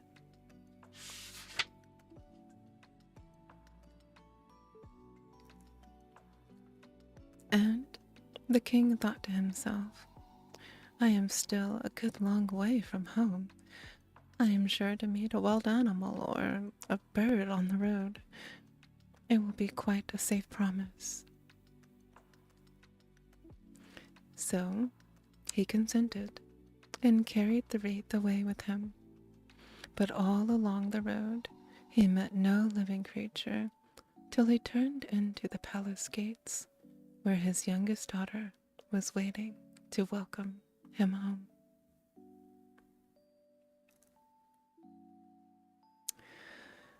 That evening the king was very sad, remembering his promise, and when he told the queen what had happened, she too shed bitter tears. And the youngest princess asked him why they both looked so sad and why they wept. Then her father told her what a price he would have to pay for the wreath of wild flowers that he had brought home for her, for in 3 days a white wolf would come and claim her and carry her away, and they would never see her again. But the queen thought and thought, and at last she hit upon a plan. There was in the palace a servant maid the same age and the same height as the princess, and the queen dressed her up in a beautiful dress belonging to her daughter, and determined to give her to the white wolf, who would never know the difference. And there's our hour reminder. On the 3rd day, the wolf strode into the palace yard and up the great stairs to the room where the king and the queen were seated. "I have come to claim your promise," he said. "Give me your youngest daughter." Then they led the servant maid up to him, and he said to her, "You must mount on my back, and I will take you to my castle." And with these words, he swung her onto his back and left the palace. When they reached the palace where he had met the king and given him the wreath of wildflowers, he stopped and told her to dismount that they might rest a little.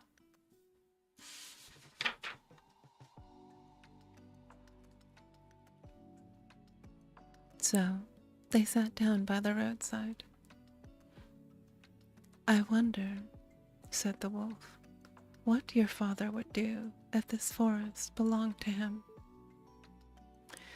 And the girl answered, "My father is a poor man, so he would cut down the trees and saw them into planks, and he would sell the planks, and we should never be poor again, but would always have enough to eat."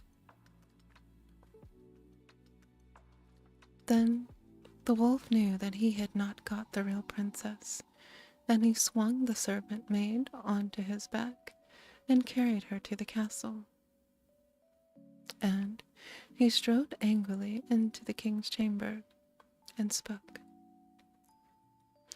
"Give me the real princess at once. If you deceive me again, I will cause such a storm to burst over your palace that the walls will fall in and you will all be buried in the ruins." Then the king and the queen wept, but they saw that there was no escape. So they sent for their youngest daughter, and the king said to her, "Dearest child, you must go with the white wolf, for I promised you to him, and I must keep my word." So the princess got ready to leave her home, but first she went to her room to fetch her wreaths of wildflowers, which she took with her. Then the white wolf swung her on his back and bore her away. But when they came to the palace where he had rested with the servant maid, he told her to dismount, that they might rest for a little at the roadside. Then he turned to her and said, "I wonder what your father would do if this forest belonged to him."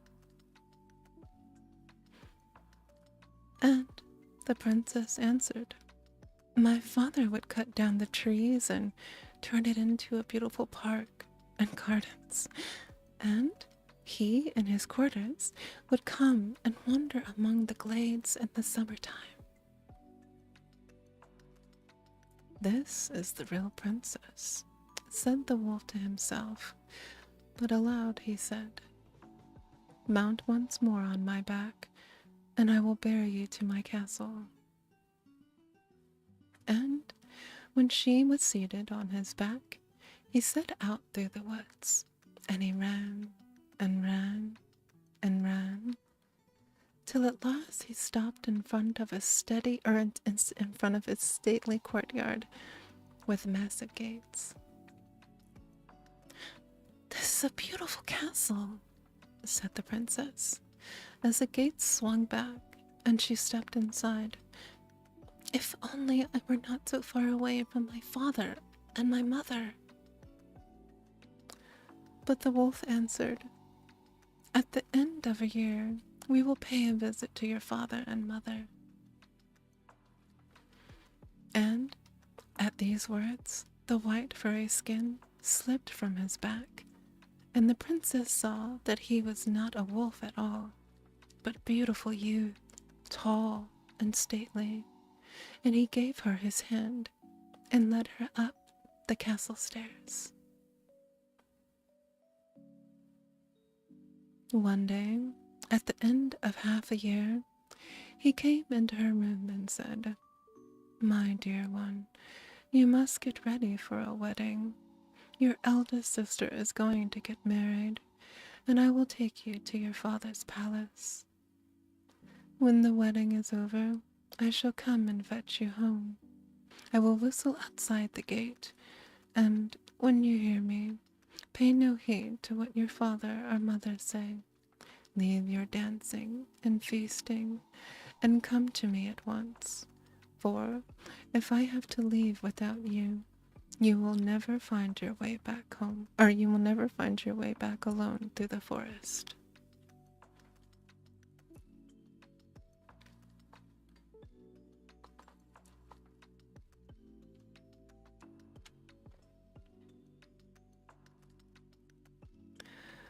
When the princess was ready to start, she found that he had put on his white fur skin and was changed back into the wolf, and he swung her on his back and set out with her to her father's palace, where he left her, while he himself returned home alone.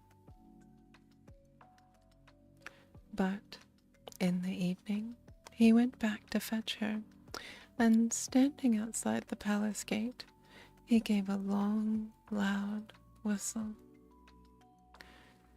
In the midst of her dancing, the princess heard the sound, and once she went to him, and he swung her on his back, and bore her away to his castle.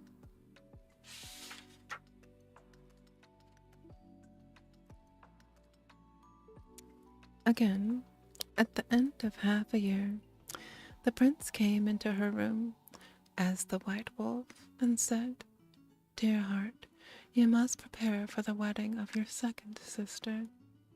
I will take you to your father's palace today, and we will remain there together till tomorrow evening, or till tomorrow morning."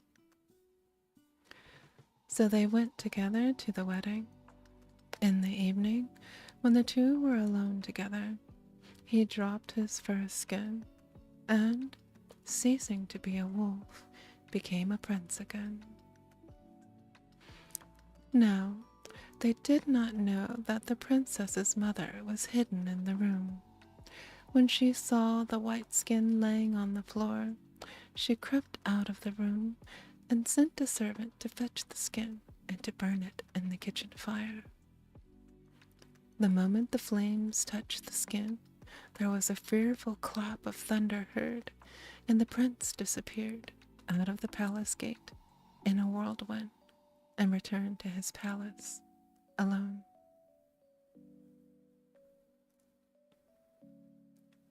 But the princess was heartbroken, and spent the night weeping bitterly. Next morning, she set out to find her way back to the castle, but she wandered through the woods and forest, and she could find no path or track to find her. For 14 days she roamed in the forest, sleeping under the trees, and living upon wild berries and roots, and at last she reached a little house.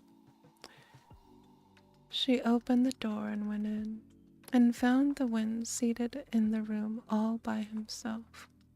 And she spoke to the wind and said, "Wind, have you seen the white wolf?" And the wind answered, "All day and all night I have been blowing around the world, and I have only just come home, but I have not seen him." But he gave her a pair of shoes, in which he told her she could be able to walk 100 miles with every step.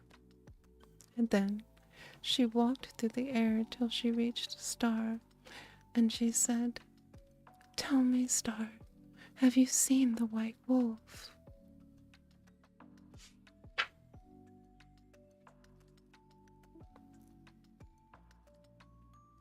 And the star answered, "I have been shining all night, and I have not seen him."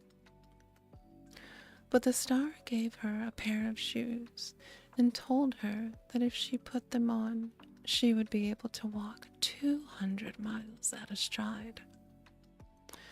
So she drew them on, and she walked to the moon, and she said, "Dear moon, have you not seen the white wolf?" But the moon answered, "All night long I have been sailing through the heavens, and I have only just come home, but I did not see him." But he gave her a pair of shoes, in which she would be able to cover 400 miles with every stride. So she went to the sun and said, "Dear sun, have you seen the white wolf?" And the sun answered, "Yes, I have seen him, and he has chosen another bride, for he thought you had left him and would never return. And he is preparing for the wedding. But I will help you. Here are a pair of shoes. If you put these on, you will be able to walk on glass or ice, and to climb the steepest places. And here is a spinning wheel, with which you will be able to spin moss into silk. When you leave me, you will reach a glass mountain. Put on the shoes that I have given you, and with them you will be able to climb it quite easily."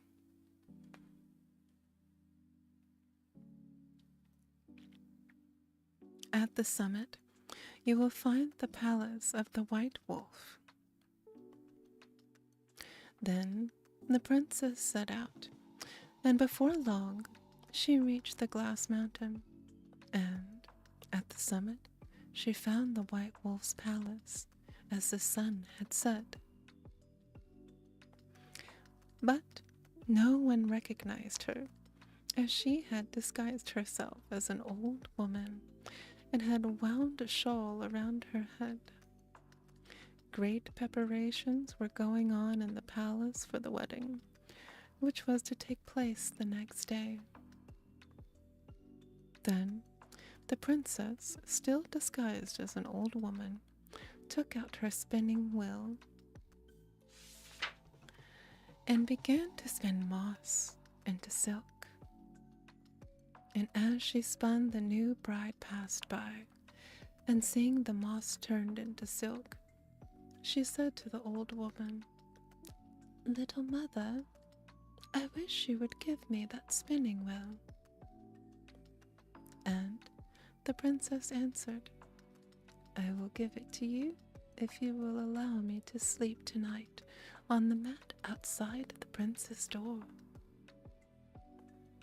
And the bride replied, "Yes, you may sleep on the mat outside the door." So the princess gave her the spinning wheel, and that night, winding the shawl all around her, oh, sorry, so that no one could recognize her, she lay down on the mat outside the White Wolf's door. And when everyone in the palace was asleep, she began to tell the whole of her story. She told how she had been one of the sisters, and that she had been the youngest and the fairest of the three, and that her father had betrothed her to a white wolf. And she told how she had gone first to the wedding of one sister, and then with her husband to the wedding of the other sister, and how her mother had ordered the servant to throw the white fur skin into the kitchen fire. And then she told of her wandering through the forest, and of how she had sought the white wolf's weeping, and how the wind and the star and the moon and the sun had befriended her and had helped her to reach his palace. And when the white wolf heard all the story, he knew that it was his first wife who had sought him and had found him after such great dangers and difficulties.